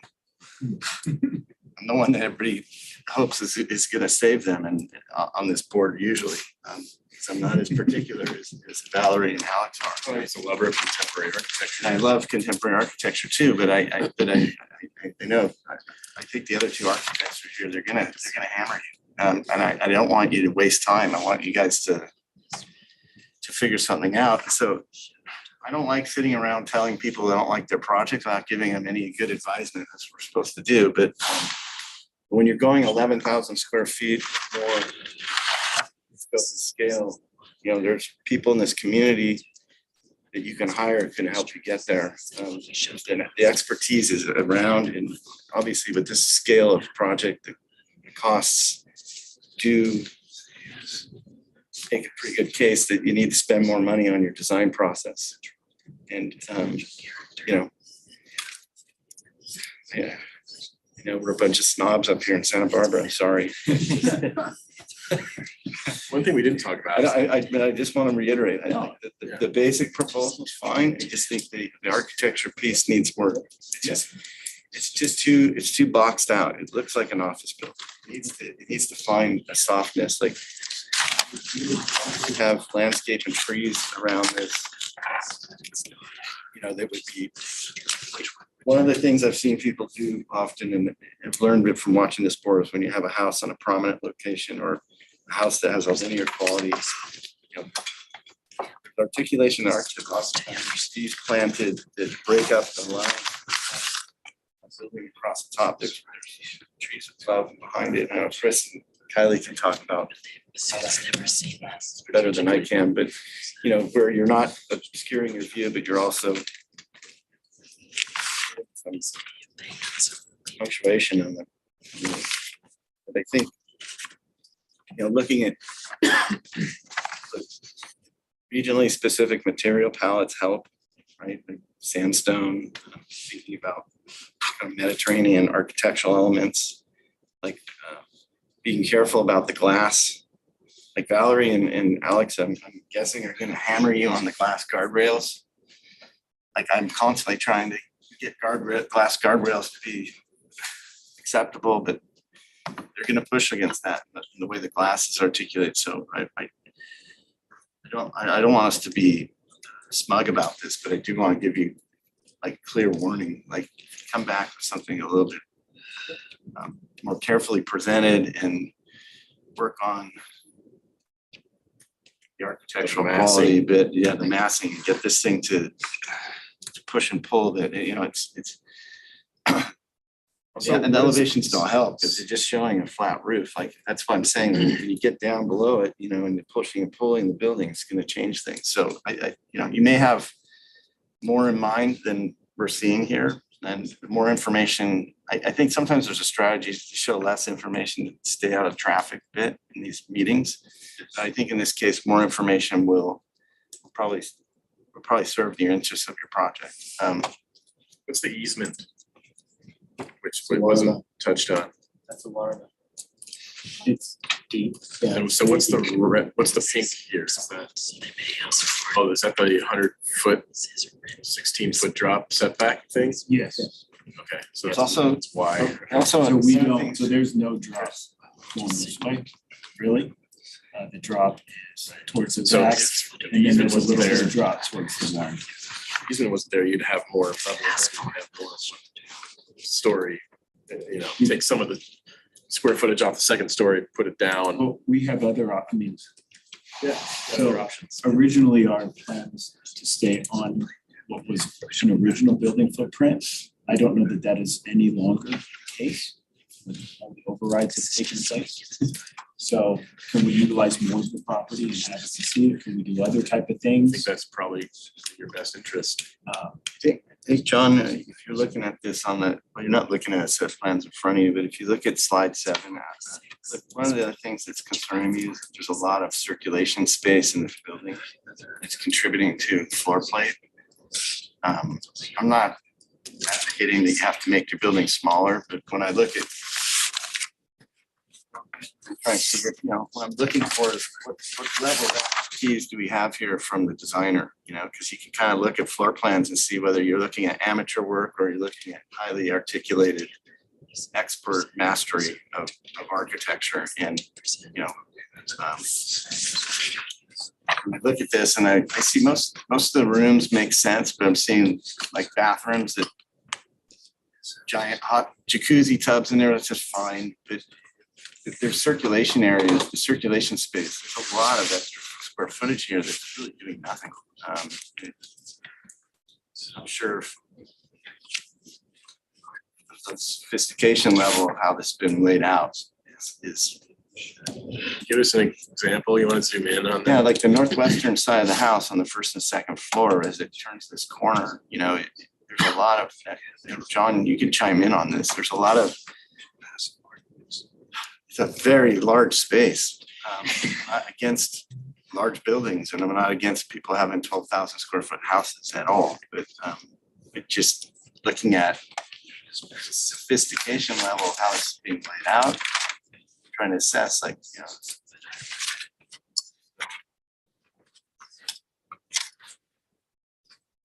there's just a lot of extra space in this house that needs. If I could chime in here, it seems like your program's more ambitious than the site will support. And so as Josh indicated, you know, to resolve that, just a hell of a lot. Really work on this thing to get it to conform or be acceptable. It just looks, as you said, it looks like an office building, and I know this is your first stab at it too. You haven't spent that much time on it, but it seems like you know, the circulation is taking up a lot of the space that you need, and it's an ambitious program for that small spot on top of that hill. And you know, to reconcile it and make it acceptable. I mean, it's possible, but it's just going to be really hard. And when I look at it, I can't imagine how you're gonna do it. But that doesn't mean you can't do it. Okay, let's keep moving forward. Does that, are you Yeah, guys sure. feeling like? So we show pictures of the 6 other properties. Did one of them strike this board's eye of that's what we're looking for? Well, we don't want to design your project for you, obviously, and it's really hard to see from those because they're all, again, aerials, and we have no human sense of standing next to them or seeing them within context. So it's really hard to say. We can't condition this, but as friendly advice, I would highly recommend you consult a local architect who has a track record of getting projects approved at this board and building homes in this community. I think that kind of guidance, and there's a plethora of people to choose from, it'll help. But if you don't, that's fine too. It's not a condition, but just friendly advice. You come back with that. Well, Someone who those really type of blows you people will away with- actually answer all the questions you're asking us, like how do you successfully make a presentation to this board? What's worked in the past, but there's also what kind of architectural advice they can give to help you create a building that handles the concerns that we're addressing. And I would say the examples that you did show are not necessarily examples of what we're looking for. I don't remember approving any of those. Do you? They may have been come before we were all here on the board, but It said a lot of them were built in the early 2000s. yeah. I think Chris's point is we can't really design this for you, but if you keep bringing it back, we're going to have to start getting very specific about our comments, and then we essentially will be helping you design it, and it will take a long time. We don't want long time. And you will be here forever with us, and I don't want to see that happen. I want to see you guys move it forward, but you're not. If this is where you're starting, you need help. And I just want to be straight. We hear you. I don't want to give you any false hope or wasted time. Is that fair, Mr. Chair? Yeah, I would say so. So the look is height, 25 foot is something appeals to you that is not a limiting factor considering. I think we could probably get there, yeah, with conceptual architecture. I don't see why not. We've done it before. Yeah, it goes. The findings we have to make have to be like based on the quality of the architecture and how the massable scale and suitability to the neighborhood and compatibility with the neighborhood. So we can't really make a direct response to whether the height's supportable until we have architecture. It's kind of like Alex said, like the amount of square footage that is exceeding that is basically half the project almost, because it's just 2 stories right on top of each other. So that would have to come down, I would think, less second story in order to support that, but. You guys feel like the comments around landscape documentation is in there? Well, I mean, we want to see the same level of attention and design in the landscape to help enhance whatever home you come back with. So we kind of expect that as well. We look for a holistic design solution that incorporates both building architecture and landscape architecture. Yeah. How does the landscape help settle the building into the earth? And in the beginning, that's just a conceptual landscape plan. So we don't need full planting, irrigation, all that right up front. You want to make sure you have your site layout kind of dialed in and the mass bulk and scale of the house. Seminary approval, and then we get more detailed stuff for construction documents. So I would say we've given you a lot to digest. You can always go back and review the video. And I think moving forward, I think we'd be returning for further conceptual when you're ready. Okay. Thank you for your time. Okay, thank you. Thanks. Thank you. All right, we're gonna take a little break. 10 minutes. Then sit here to catch up. By the way. Item 7. Did we hear from the applicant that wasn't on the phone? Yeah, Jennifer Siemens, she said that she's going to continue to September 22nd. Okay. So we just have items 12 and 13 left. So a lot of things here. You want to turn AC up a little bit? Yeah, a little bit. Put it to 77, but I'll drop down to like 10-minute break. Okay.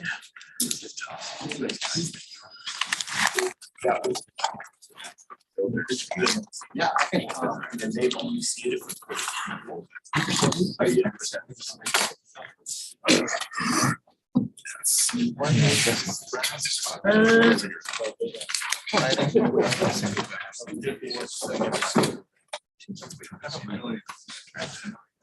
Thank you.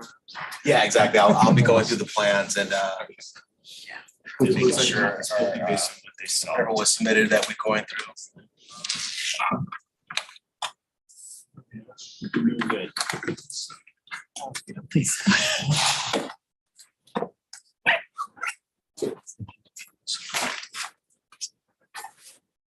Number 4.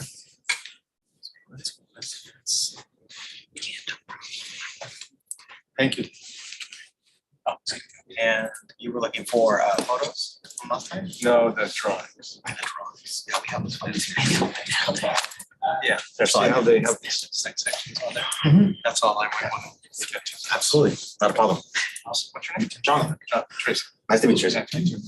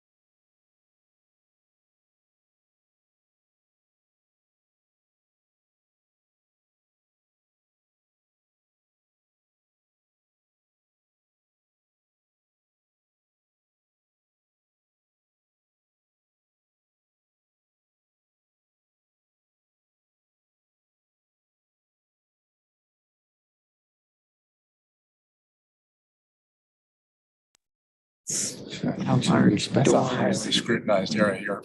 So Across from the park. Yeah. moving on then, So yeah, it would be a lot of sensitivity. we're on. Yeah. Back on. Okay, item number 12, Zabeluski, dwelling and garage, request of Tracy Burnell. Zabeluski for further conceptual review of a new two-story residence of 3,000 square feet. Includes an ADU of 936 square feet. Located at 201 Olive Street in Summerlin, last heard November 4th last year. Let's see, we have our applicants here. Please state your names for the record. I'm the owner, Allison Fuller. Tracy Burnell, the architect. Okay, so we have a planner memo. Also, I'm also here on via Zoom. It's Amy Blakemore. okay, hi, Amy. And then we have, I'll just read our comments from last time while I close up the memo. Reasonable proposal, sighting, scale and height are minimally intrusive to neighbors. Study opportunities to soften austerity of architecture. Conceptual landscape plan is acceptable. Restudy formal hedge to make it appear more naturalized. Study incremental ways to adjust project by lowering grade and or shifting north-northwest to appease the neighbors. Prepare grading and civil plans to further study grade and driveway design and consider terracing retaining walls, break up the tall retaining wall. We have the, We're on 12, right? I don't have a memo in there in the box. oh, sorry, I'm in the wrong place. So we don't have a planner memo. So I'm just gonna turn it over to Tracy for a 10-minute summation of changes and let us know what we're looking at. Okay, sounds good. Can we go to the site plan? Yep.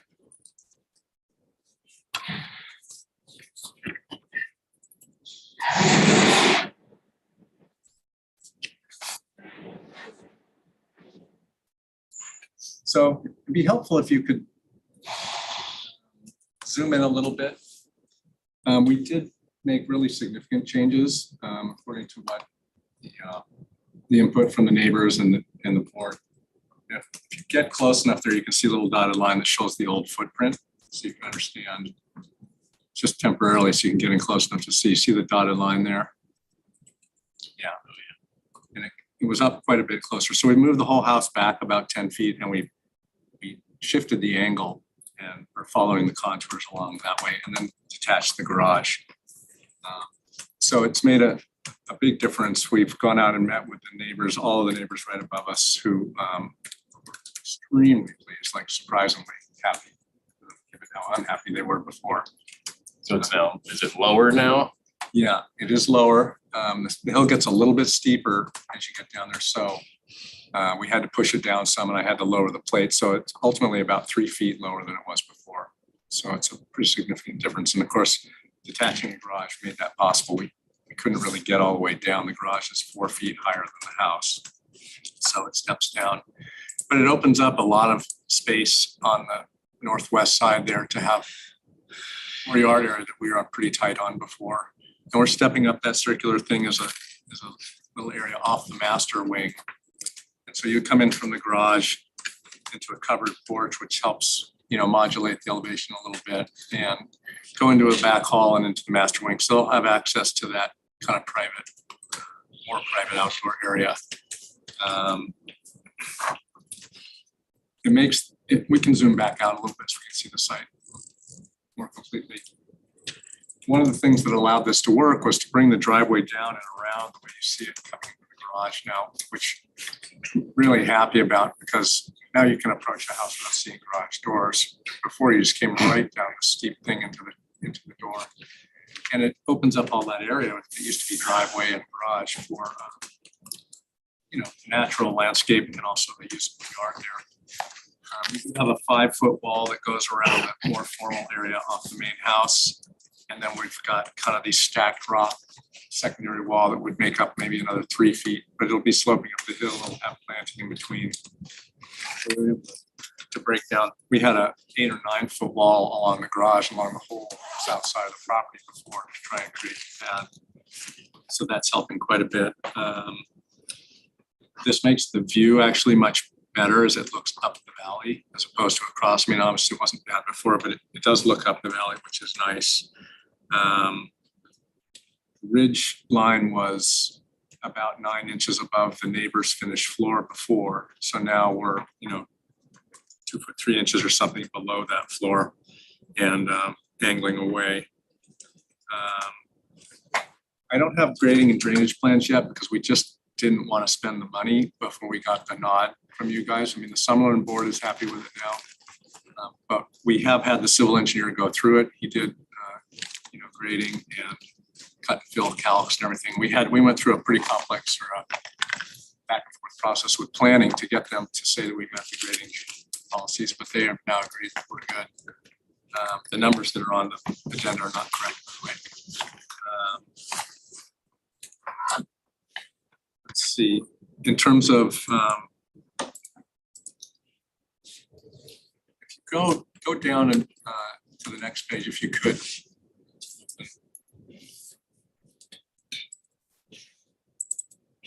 I don't know what happens. Sometimes our PDFs get all squirrely like that. That wasn't intentional, but you can see in the roof plan, I think there's really, our central core of the house is pretty simple. And we want that so that we can get that great room straight through in the living, dining, kitchen area. And it's also been kind of given to us from the general contractor that we need to avoid outside corners. We just started 12. To the degree that we can. Zoom in. But you can see the deck comes forward. We've got the roof on the master wing comes forward. And there's several things going off the backside. So I think there's a lot of animation of the building. And of course, on the north side, you're down below it quite a bit. So you're seeing up through these different things. Let's see.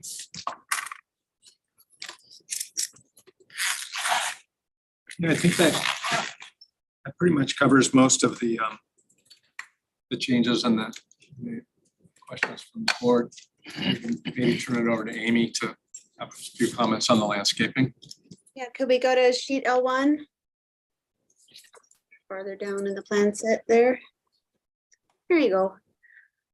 So we concentrated specifically on the areas to the south and to the north of the house. Clearly the areas around the driveway and between the garage and the residence need some further development, but we wanted to get the areas pinned down that are happening between the house and the property line to the south, because that was of concern. Our site walls previously were very close to the property line. We were actually abutting it at a certain point.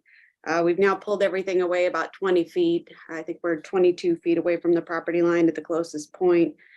The comment about the formal hedging, I don't know if you recall, but on the north side of the house, we had previously had more of a formal garden.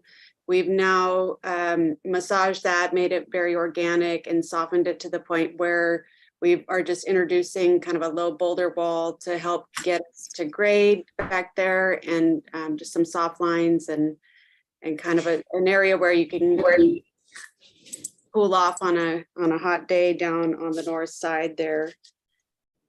So on the south side, we've introduced several layers of vegetation in an effort to kind of buffer for the neighbors against that side. So a loose hedge of ligustrum and some loose planting, perhaps of oleanders or lavatera, and then a more formal garden in the interior courtyard space to kind of address the more formal areas of the house, and then off to the west side, a more organic kind of master sitting area.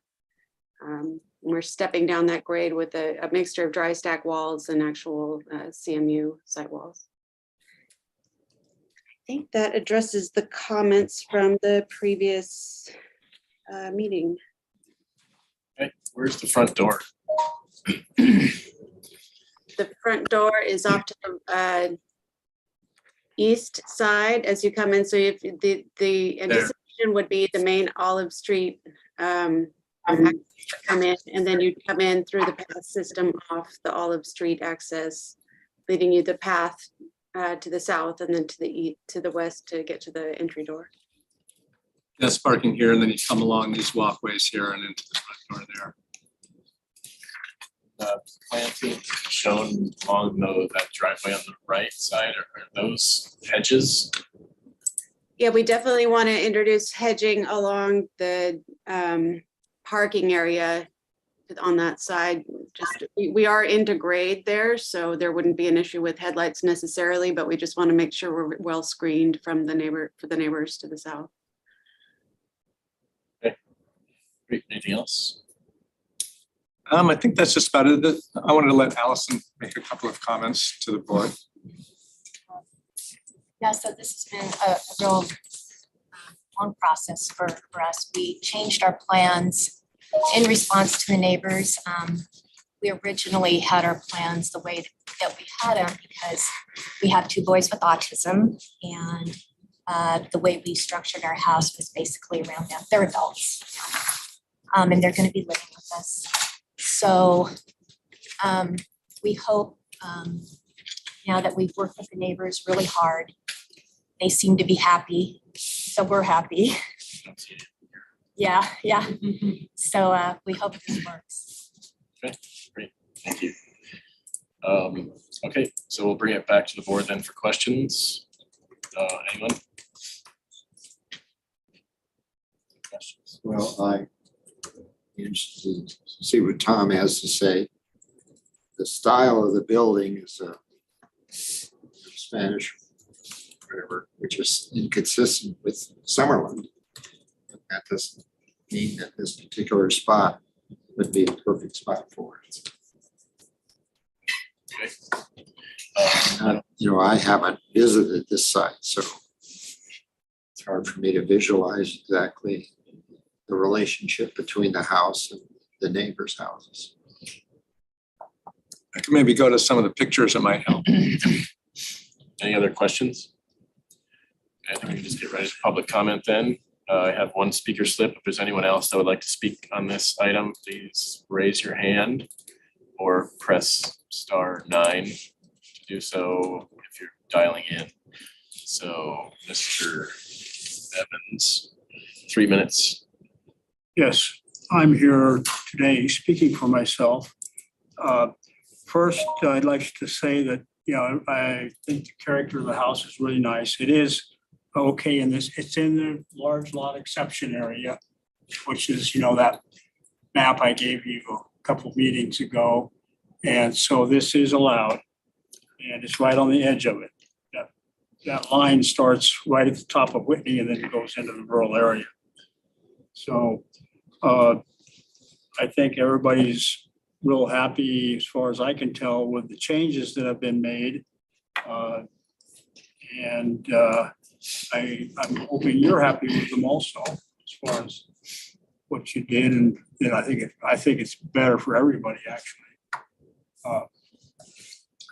Sandy O'Mara was supposed to be here. I just got a call to come because I was going to come at like 1 o'clock and thought I'd be waiting for an hour or two, but I guess things changed. But I didn't have a chance to call her, and I think maybe her neighbor was going to come also, basically in support of the project.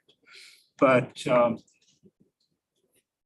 she did have a concern. I think is the landscaping plan new since we did it before? No, they had one before, and this one, and I asked Amy and she could speak to it.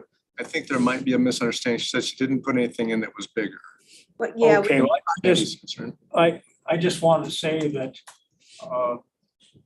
Sandy, who's right behind it, next door, I guess you guys you did an independent site visit. So it was one of the 2 houses on Whitney that are closest to this.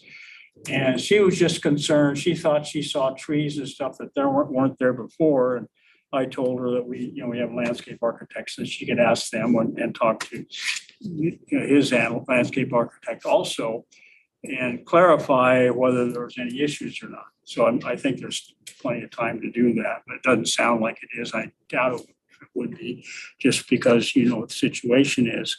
And I think we just want to keep in mind that this is in the rural area and the colors are supposed to be subdued and so on and kind of blend in. And so we want to have, low LRV values and a roof that kind of is maybe a good blend and so on. And I think it's really important on this building, the, how they're going to do the roof. Is it going to be like a rustic kind of finish and so on, or is it, what type of, what level of product they're using and what they're doing? And I know it can be expensive, so I just bring that up. I think it's important just because of the character of the house. Also, it's close to these residences and they look over it. And we do have kind of a long ridge line. And that's usually we try and see that the ridge lines are broken up so that you don't just have one long ridge. And I'm not sure if it's quite as important in this case because the house is kind of down and you're not really, it's not like an architectural feature like it might be in some other places, but it's something to consider. And, maybe some chimney or some kind of a feature tie-in, that really has that the rest character of the rest of the house might be something that could be added. Okay, that's. And so I think that's, I was gonna be more organized, but I didn't have my time. Anyway, that's it. Any other public comment? I don't see any hands. So bring it back to the board then for our comments. Mr. Verdiak, start us off. All right. Well done. Nicely done. That it is. Now it's better sighted and I think it's a nice project. I can support that easily. Okay. Oh, I did have a question. Do you have materials for sense of color materials yet? Well, the elevations do show color on the shutters and the wood treatments. And of course, it's a red tile roof. Like Tom says, there's some variety. We are going white though. Well, that's what we're showing now. Any thoughts, John, on the white in this location? Well, I don't think it should be stark white. No. I think it's farmer white or earth tone is would be nice, but I don't know why. But it shouldn't be stark white. No. Ms. Grubb? The revision to the original design, it's situated in the site pretty well now. And I think we're talking about the color. I think warm white is preferable, but most and bulk of the house is facing north, so I don't think it's gonna have as distinctly, like it won't be as reflective as many of the projects we review, criticizing white as the exterior color. I think the landscape palette seems acceptable. And so when we come back, we'll look for a full planting plan to review in a little more detail. I like that there's a little bit more outdoor living space provided in this orientation now. So. I agree with John. I think it's exceptional architecture, well presented. To the project. Say we run into this more and more, but remove the vegetation in front of the building on your elevations so that we can actually see the structure itself next time you come back. Better advice is to, if you want to do that, just provide elevations with and without. It's okay if you want to embellish and illustrate your project, but you need to see strict architectural elevations as well. It's one of our favorite tricks. Yeah. I know all the tricks, bro. I'm starting to call you out. And sitting here for 7 years. Especially on that, like if you look at that west elevation, it's kind of even hard to see what the. They're good tricks though. I mean, I encourage people to do that. I think they have just being consistent with other applicants. We need to, kind of bring that in a little. Yeah. Yep. Got it. And actually, in contrast to the previous applicant that you may have witnessed, like this does a much better job of helping us understand what you're intending. Can you zoom in on that very nice elevation? Is that pointer, John? Yeah, for instance, I don't think this one works. Maybe like right in here, you know, you're showing vegetation. Is that, if that's a big blank white wall, then we might have other thoughts about it. So this does help to disguise that, but we want to see the strict architectural elevation.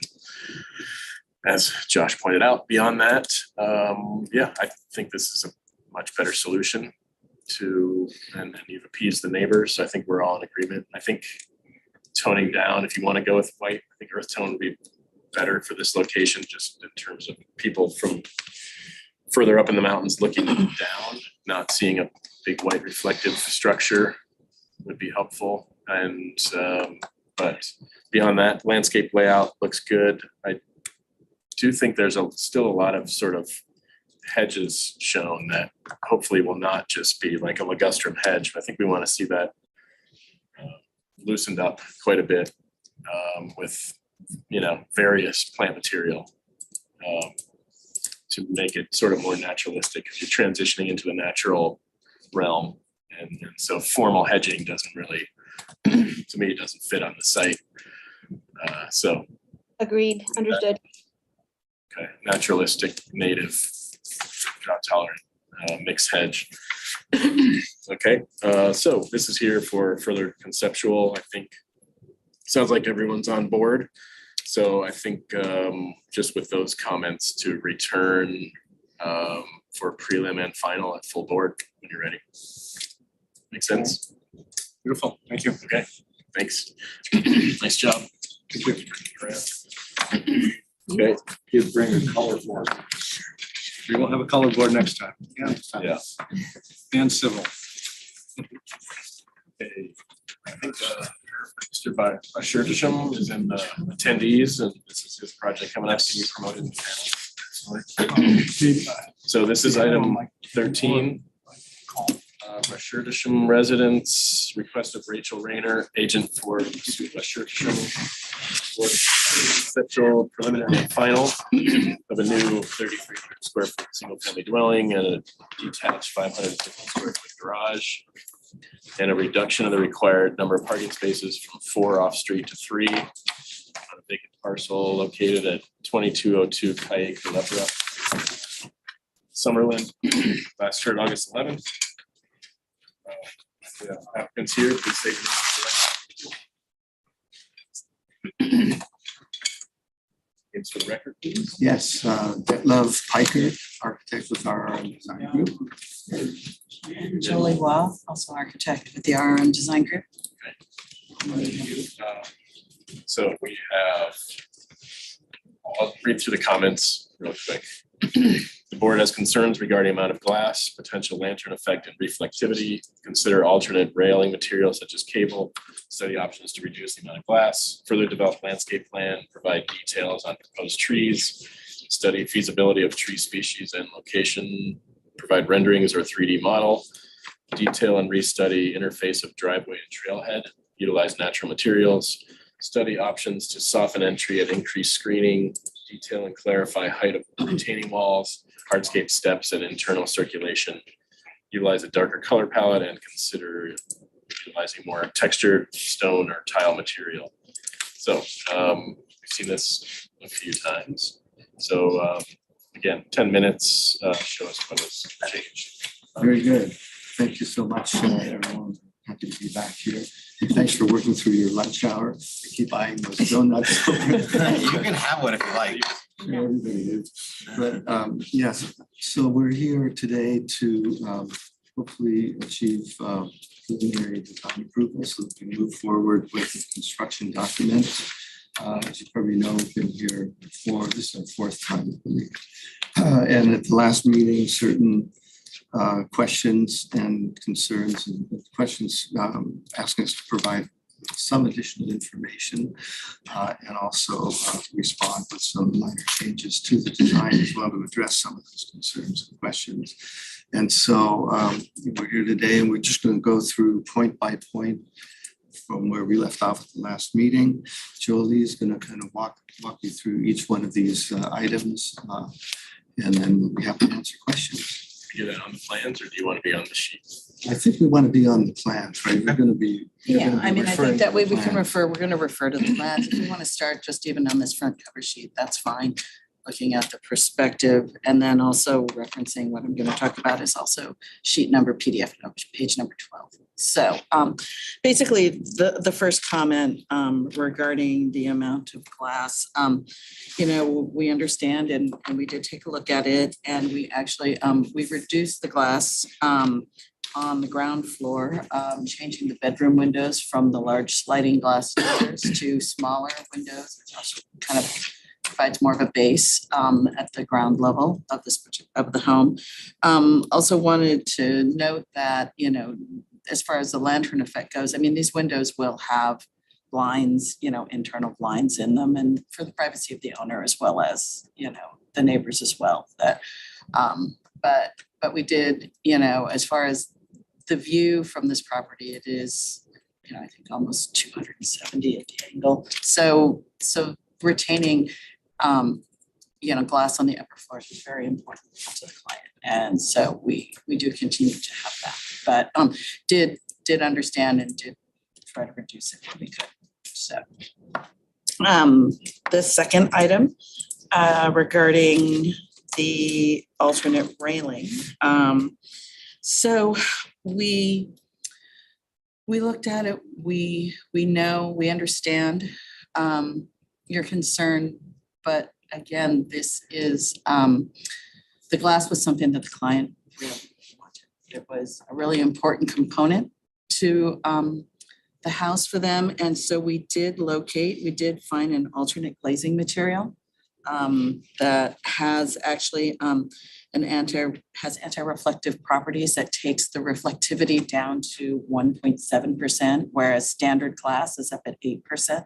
So it does have a great deal of absorption, so will not be as reflective.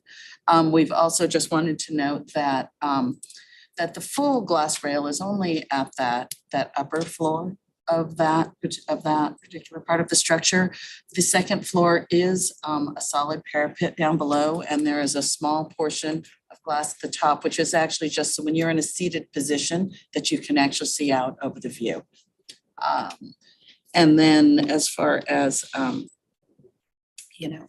but as far as the upper floor, that is where the main living space is. That is where people are going to be sitting in the living room area where the clients want to be able to look out and look at the view and the surroundings from that upper floor. So we would like to retain the glass at that level. The next item, as far as looking at the landscape, if we could go to sheet PDF 23, please, where we're looking at the landscape plans.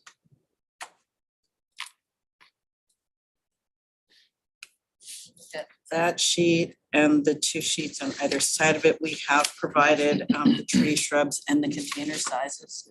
The tree and the shrub container sizes. We did want to note that the trees that are located along the south edge of the building there, the darker green, those trees are upright and narrow in growth. They were selected for those purposes to be, so they could be planted closer to the structure of the home. What are they? They are, I'm sorry. Still the same as they were, right? Mephostomen. They are, We also Scott, are have you our on our landscape landscape? Our architect landscape available. architect was on earlier. Hi, everyone. Are you on, Scott? Can you Yeah, talk to that, please? Thank Can you hear me okay? Yeah. Hi there. Yeah, so the Lophostomen convertus. So we're trying to figure out what tree we could plant that's going to be the most upright and be able to work right against the building. What could we plant as close as possible that's still going to provide that evergreen screening that we're looking for?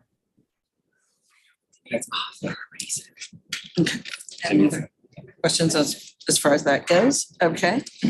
Then on to item number 4, we did, there was a request that we see a 3D rendering. So if you go back to PDF 1, that's the cover sheet. And I don't know if you have the ability to zoom, but we could zoom towards the towards the perspective. So this is a 3D perspective rendering that's actually taken from a standing position down on the lower street, on the road below the house. You know, we did want to illustrate from this perspective, and as you're walking along there, you're really always going to be seeing predominantly a 3-story structure. It's going to be, rarely are you going to see, I know there was concern, you know, in the previous elevation, which was actually elevation number, excuse me, sorry, let me just find that number here. Number 10, I believe. Or no, sorry, I apologize. Where it's the large front elevation, it shows us 4 stories, but you're not going to see it from that perspective. You're always going to see it where it looks like it's predominantly a 3-story building from below. And I think here you can also see there's, you know, the articulation of the terraces that are extending and the awnings that are extending and the roof extensions as well. So I hope that is a little more, just for, you know, provides a little bit more information for you.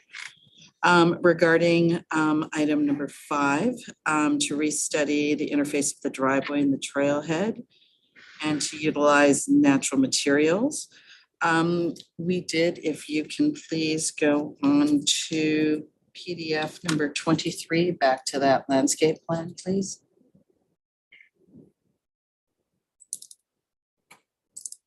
Thank you. We did take a look, if we can scoot a little to the left, so it's more towards the right of way and the, oh, yeah, sorry, other way. Scoot to the right, apologize, showing more of the left. No, other way. The other way, there you go. Towards where the cul-de-sac of the street is, yes. So we did look at it and did want to note though, so we did look at it, we are proposing in, excuse me, it would be, sorry? What's the other? That's what I'm looking for. The next item, please. Sorry, the next drawing down. Oh, sorry, drawing up. There should be a drawing that actually shows. Huh.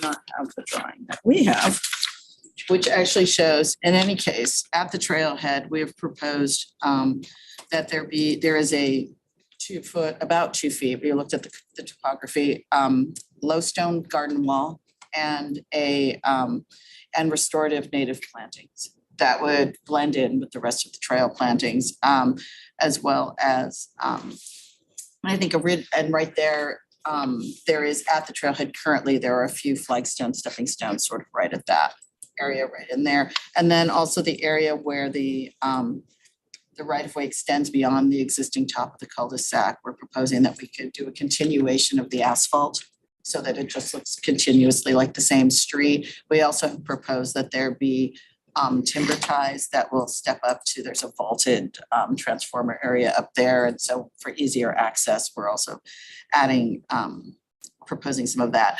Do want to mention that this is all actually under the purview of an encroachment permit. And so this will be further studied. This is really presented to you as a conceptual idea of what we're looking at, and that we did sort of study how this would transition, but it will have to, it will be put into an actual submittal through a permit submittal set through with Public Works. So on to the next item here, you can stay on this drawing actually, which is study options to soften the entry and increase screening. So as you can see, I will try to go fast with a lot of items here. As you can see, where the right-of-way area is at the very front of the property, we have proposed to add additional planting there, as well as there was a tree proposed there. Previously, what we've done is we've actually pulled that tree that was proposed further closer to the road, assuming that as that tree fills, it acts as a little bit more of a screening and a buffer of the house from the street. So there's just a little bit more privacy there. The next item, which is detail and clarify the heights of the retaining walls, parkscapes, et cetera. Just the steps to the north, those are actually going to be slabs that are set into the hillside, there is a photograph, and then the landings are flagstone and gravel. There's a photograph on the next image down. We don't If you need to see go that. to the next page, sorry. We know what that looks like. Yeah, you know what that looks like. Okay, I'm not gonna worry about that then. Okay, the wall to the south, on the wall to the south, we want to indicate, you'll see that the little bit of steps and things, those are actually gonna be timber ties that are also set directly into the ground, and then there will be some, and the other thing, as far as those timber ties go, it is actually the access to those timber ties, the path is actually, it was requested by fire to sort of help facilitate their path down to the bottom of the property. And so that would be the fire truck being at the road, they would actually just access directly from the right-of-way landscape ground level and go down the side of the hill. It is not meant to interact with the house up above. It is purely access along the side of the property. Pedestrian connection between these two spots then, right? No. So No. the fire department would bring their hose pulled and access this way. Correct. Yeah, I mean, if it's for that, yeah, exactly. Okay, thanks. Okay, and then as far as the retaining walls go, we did, you can look at image number, sorry, let me just go to that page. There is, sorry, image number 13. We did add some heights, some spot elevations, on the elevation as well as, on the civil drawings. It basically, when it starts, towards where the road meets the house, it is a couple of feet, the retaining wall, and as it progresses down the hill, as it descends down the hill, at that far left, it's about 6 feet 2 inches. The next one next to it is about 9 feet. And at its highest point to the right where the stair landing is, that is about 9 feet 10 inches. So next, on to the next item, utilize a darker material palette. If we can please go to page 15 and 16 and 17, so 15, 16, and 17. So 15 was our very original proposal, and and it was requested that we warm up the palette and we deepen the tones. If we go to the next sheet, you'll see that the next round, we did warm up the palette, we deepened the tones, it's more neutral, natural tones, and there was a concern that these were not quite dark enough, or that with sunlight, they might not be dark enough. So we have gone through the next sheet, please. Actually, can you go just real quick up one? Okay, you can keep going, sorry. Just wanted to check. Okay, on the next sheet, on the last sheet, we have gone through and we have deepened the color palette again, even further. I have color swatches for you. These windows, this like that, or? Yes. So we have deepened the color palette even further. And it is what we feel is a nice neutral palette and warm tones that will actually blend nicely in with the landscape. And then also for the last comment, which has to do with also this elevation, is the tiles. There was a request to look at the different tiles that could be utilized for that top portion up by the garage. And we looked at some stone tiles. They were all much deeper in color than the client really wanted. They really wanted to keep the colors that we had. So what I did at this point, we are proposing that we would like to retain the selected tile. I do want to point out that tile, it is a 2x4, it's a large format tile. It's a through body porcelain tile. It does have a honed matte finish and a pattern which is a very natural pattern. It's somewhat reminiscent of vein cut travertine. And it has like a very almost like a clay, or to me a very natural feeling finish to it. And that it does work well with the colors, the darker colors that have been selected, as it does provide a nice contrast between the solid colors, and it picks up, it picks up a lot of the colors that are in our proposed elevation. That's it, huh? That's the base of these comments. And I meant to mention this earlier too, but the project with respect to land use permitting, complies with all objective design standards with respect to height and any of the other issues, height, setback, and so forth. With one exception being the requirement for an additional parking space, which has already been discussed in the past and worked with staff previously. So. Okay, great, thanks. Questions?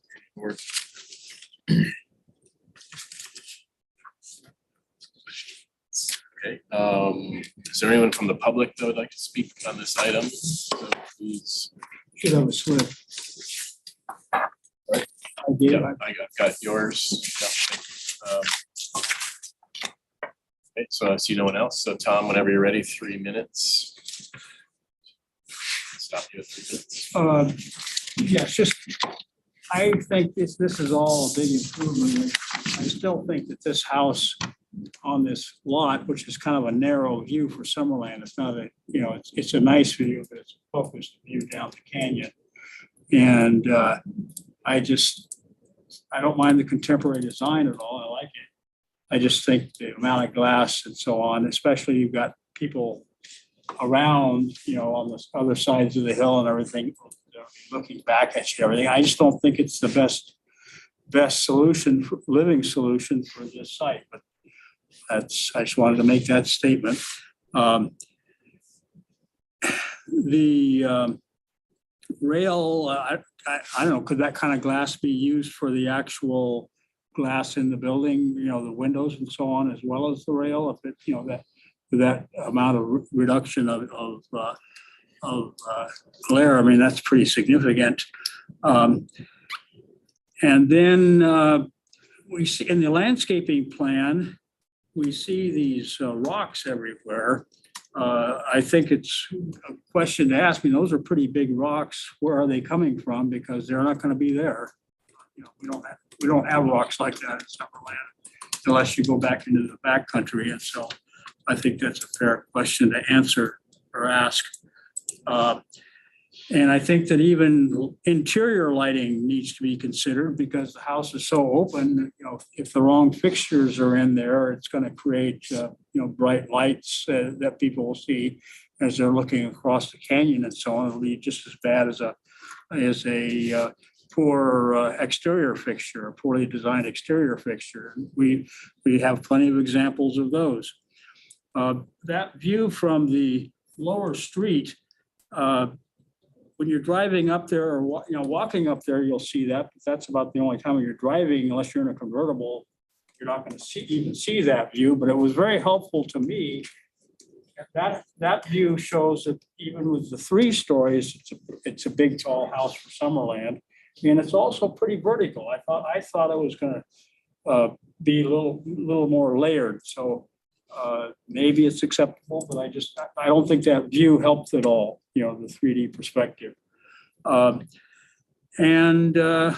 You know, just to continue on, I don't think there's anything like this in Summerland, even though there were some comments last time that there were. I've thought about it and looked at a couple I was wondering about. There's one right on my street that's got 2 stories of glass, but not as wide. It's a very contemporary house, nothing like this. So this is kind of a different animal for Summerland. And anyway, it's much improved with the color palette and everything. So I think that's it for my comments.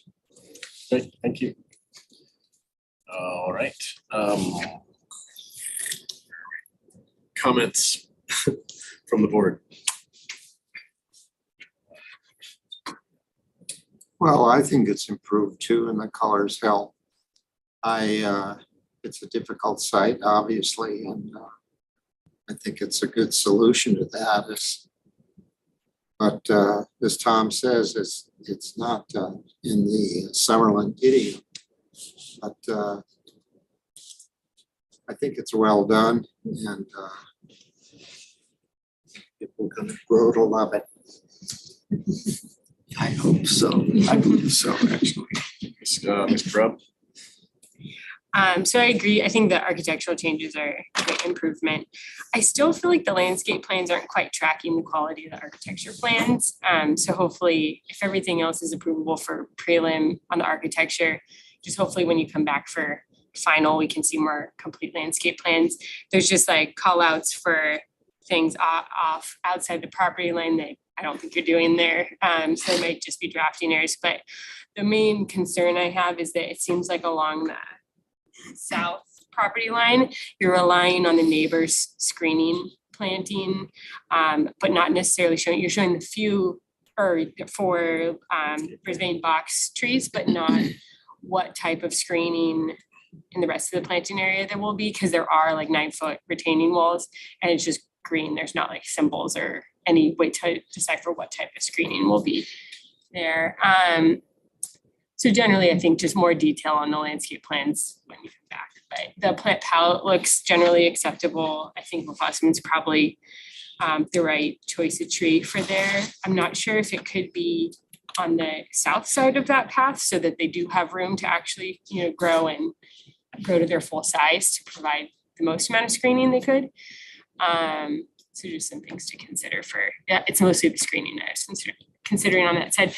I think we we don't see the response on these plans to the trailhead. So we'll just see that I guess when you come back. So I won't respond to that comment. Thanks, Mr. Bloomer. And I think that just responding to the public comment, I still think that, and I have thought since the beginning that it's a good example of how to build on a hillside in terms of mass, bulk, and scale, neighborhood compatibility, and just using the proper techniques to step a project through a hillside condition. It's an excellent example of how you should do that, I think. So, again, just mass, bulk, and scale, neighborhood compatibility, architectural style, I think are acceptable. And I think the quality of the architecture and despite what we just heard from Ms. Grubb, I think, the intent on the landscape as well is all at the highest level. So, in terms of it being an improvement to the neighborhood and protecting real estate values, I think it checks basically every box you could ask for. There's been some particular critique on certain things about it.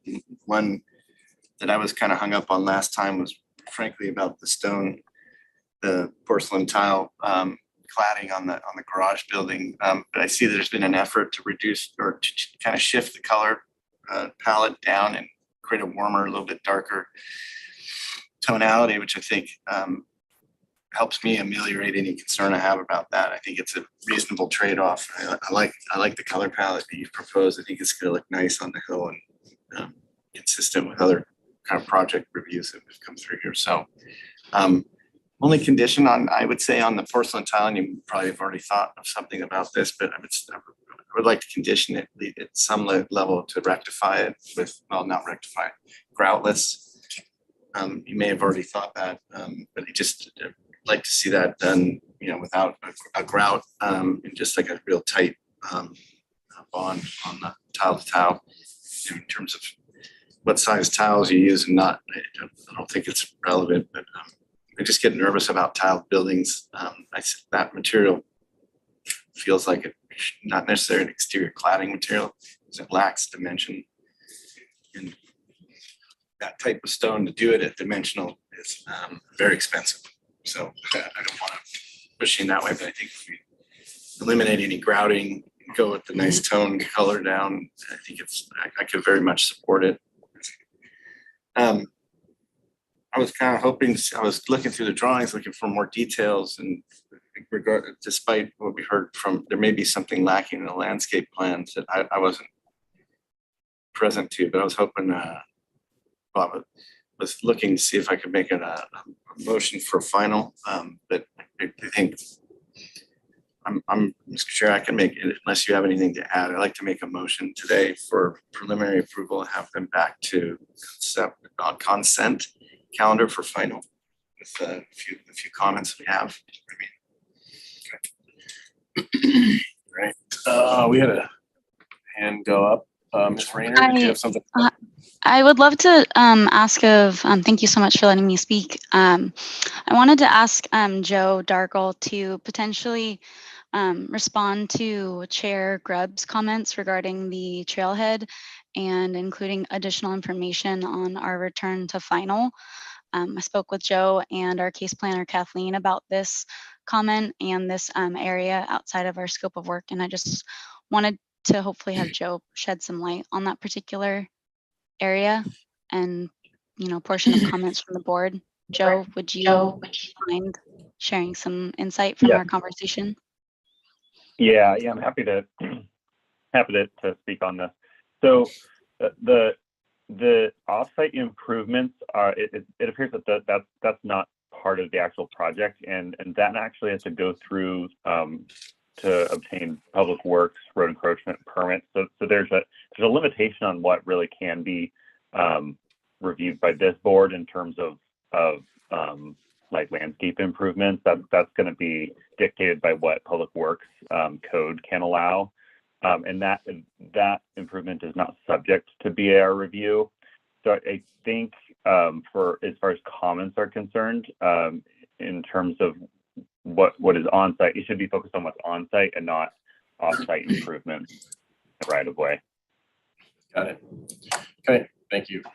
So then just to finish up with the comments, I think I like the changes made to the coloring and such on the structure. Can you zoom in on that a little bit closer to those 4 trees really in the middle?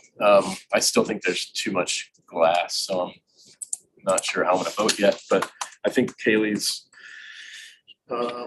observation about the Lophostomen trees, these here, I think they're still too close to the structure, and I guess the comment would be to explore the possibility of moving them to the other side of the path. Because yes, they're upright, but those things will still get 20 feet wide, 15 to 20 feet. And so especially this one at the bottom, it looks like it's maybe 2 feet from the patio. And so you're really gonna have a tree slammed up against the house, and the leaves are not gonna wanna grow there. You're just gonna be looking at sticks. And I know this is not really a higher hazard zone necessarily, but that would be problematic. So depending on what this hedge is on the neighbor's property, is there an opportunity to move those trees or bring the pathway in along the house and push those trees out a little further to the south? And overall, I think the landscape plan still is very conceptual. I think there are specific things like that need to be explored, given we now know that we have some pretty significant wall heights here. This is 9 feet and 7 feet back over by the driveway. So we really want to see the planting, a well-developed planting and screening plan for those to help nestle this house into the site. So I think that was about all I had to add. So with that, I think you want that, you have a Yeah, so I'd make a motion for preliminary approval, comments for improvement to the landscape plan documentation, more clarity about screening and I believe, Kylie, maybe help me out. What do you want to throw on the list? So just development of a full landscape planting plan, and at least the irrigation hydrozone plan. They have a very basic WELO calculation on there, but basically the whole thing is one zone on it. And then further studying the screening along the south property, to not rely on only the neighbor. Further development of the landscape plan, more attention to the WELO calculation. Well, or the irrigation. basically just a full landscape documentation package with attention to the screening. I just want a list to be there when it comes in for focuses on screening on the south side and tree placement. Tree placement, screening. What do they need to bring to consent? So a planting plan with sizes, locations, and quantities, and irrigation plan. A landscape lighting plan. Right. And then I think It's basically what's required for a land use permit, so Yeah, it tracks the same thing. trying to make it easy. Okay. But I'll add one condition on it is to make a note on the drawings to use porcelain tile without grout line. What's the proper term for that, Teddy? I forget. Groutless. Butt joint. Thin set. It's a butt joint. Dry set. It's a butt joint. Dry Yeah, set. dry set or a butt joint. The dry set, non-grouted. How's that? That's something I'll bring it back for consent for final. If I might interject, I think we also need to include in this motion approval of the modification of the reduced one vehicular parking space. I believe, but Joe can confirm. I'll add to my comments that the board, unless anybody has any exception, the board supports the modification for the parking. So you can enter that into the record. I think you just need us to say that we support it. I don't know if that's to be part of the motion, but I'll let you decide, Joe. That's appropriate. Ask Joe, could you read it back to us? Or just tell us if you're unclear on anything. You want to back all of the notes? I think that would work. So you're all set, okay. You're breaking up, Joe. We just want to make sure you understand and all the comments and if you have any questions, or are you okay? I think I have all of the comments. The only, I guess the one question I had is regarding the amount of glass. It sounds like the board is maybe not unanimous on that. Yes, I'm not convinced yet. I'm actually gonna be voting against, as I said I would. But I think there was very minimal reduction and I wanted to see more, but we'll see how it goes here. We have a motion on the table. We have a second. I'll second. Okay, second by John. All those in favor? Aye. Aye. Opposed? One. Motion carries. So, congratulations. Thank you. Thank you very much for your patience with us. Fight through. Thank you so much. Have a great rest of your day and a great weekend all. Thank you. Okay, so item 7 got pushed again, right? Yep. Okay, so that concludes the SBAR meeting of whatever the date is. Donuts for anybody that doesn't care about the snack. Crack those open. All right, good. Thank you all. Thank you. Thank you.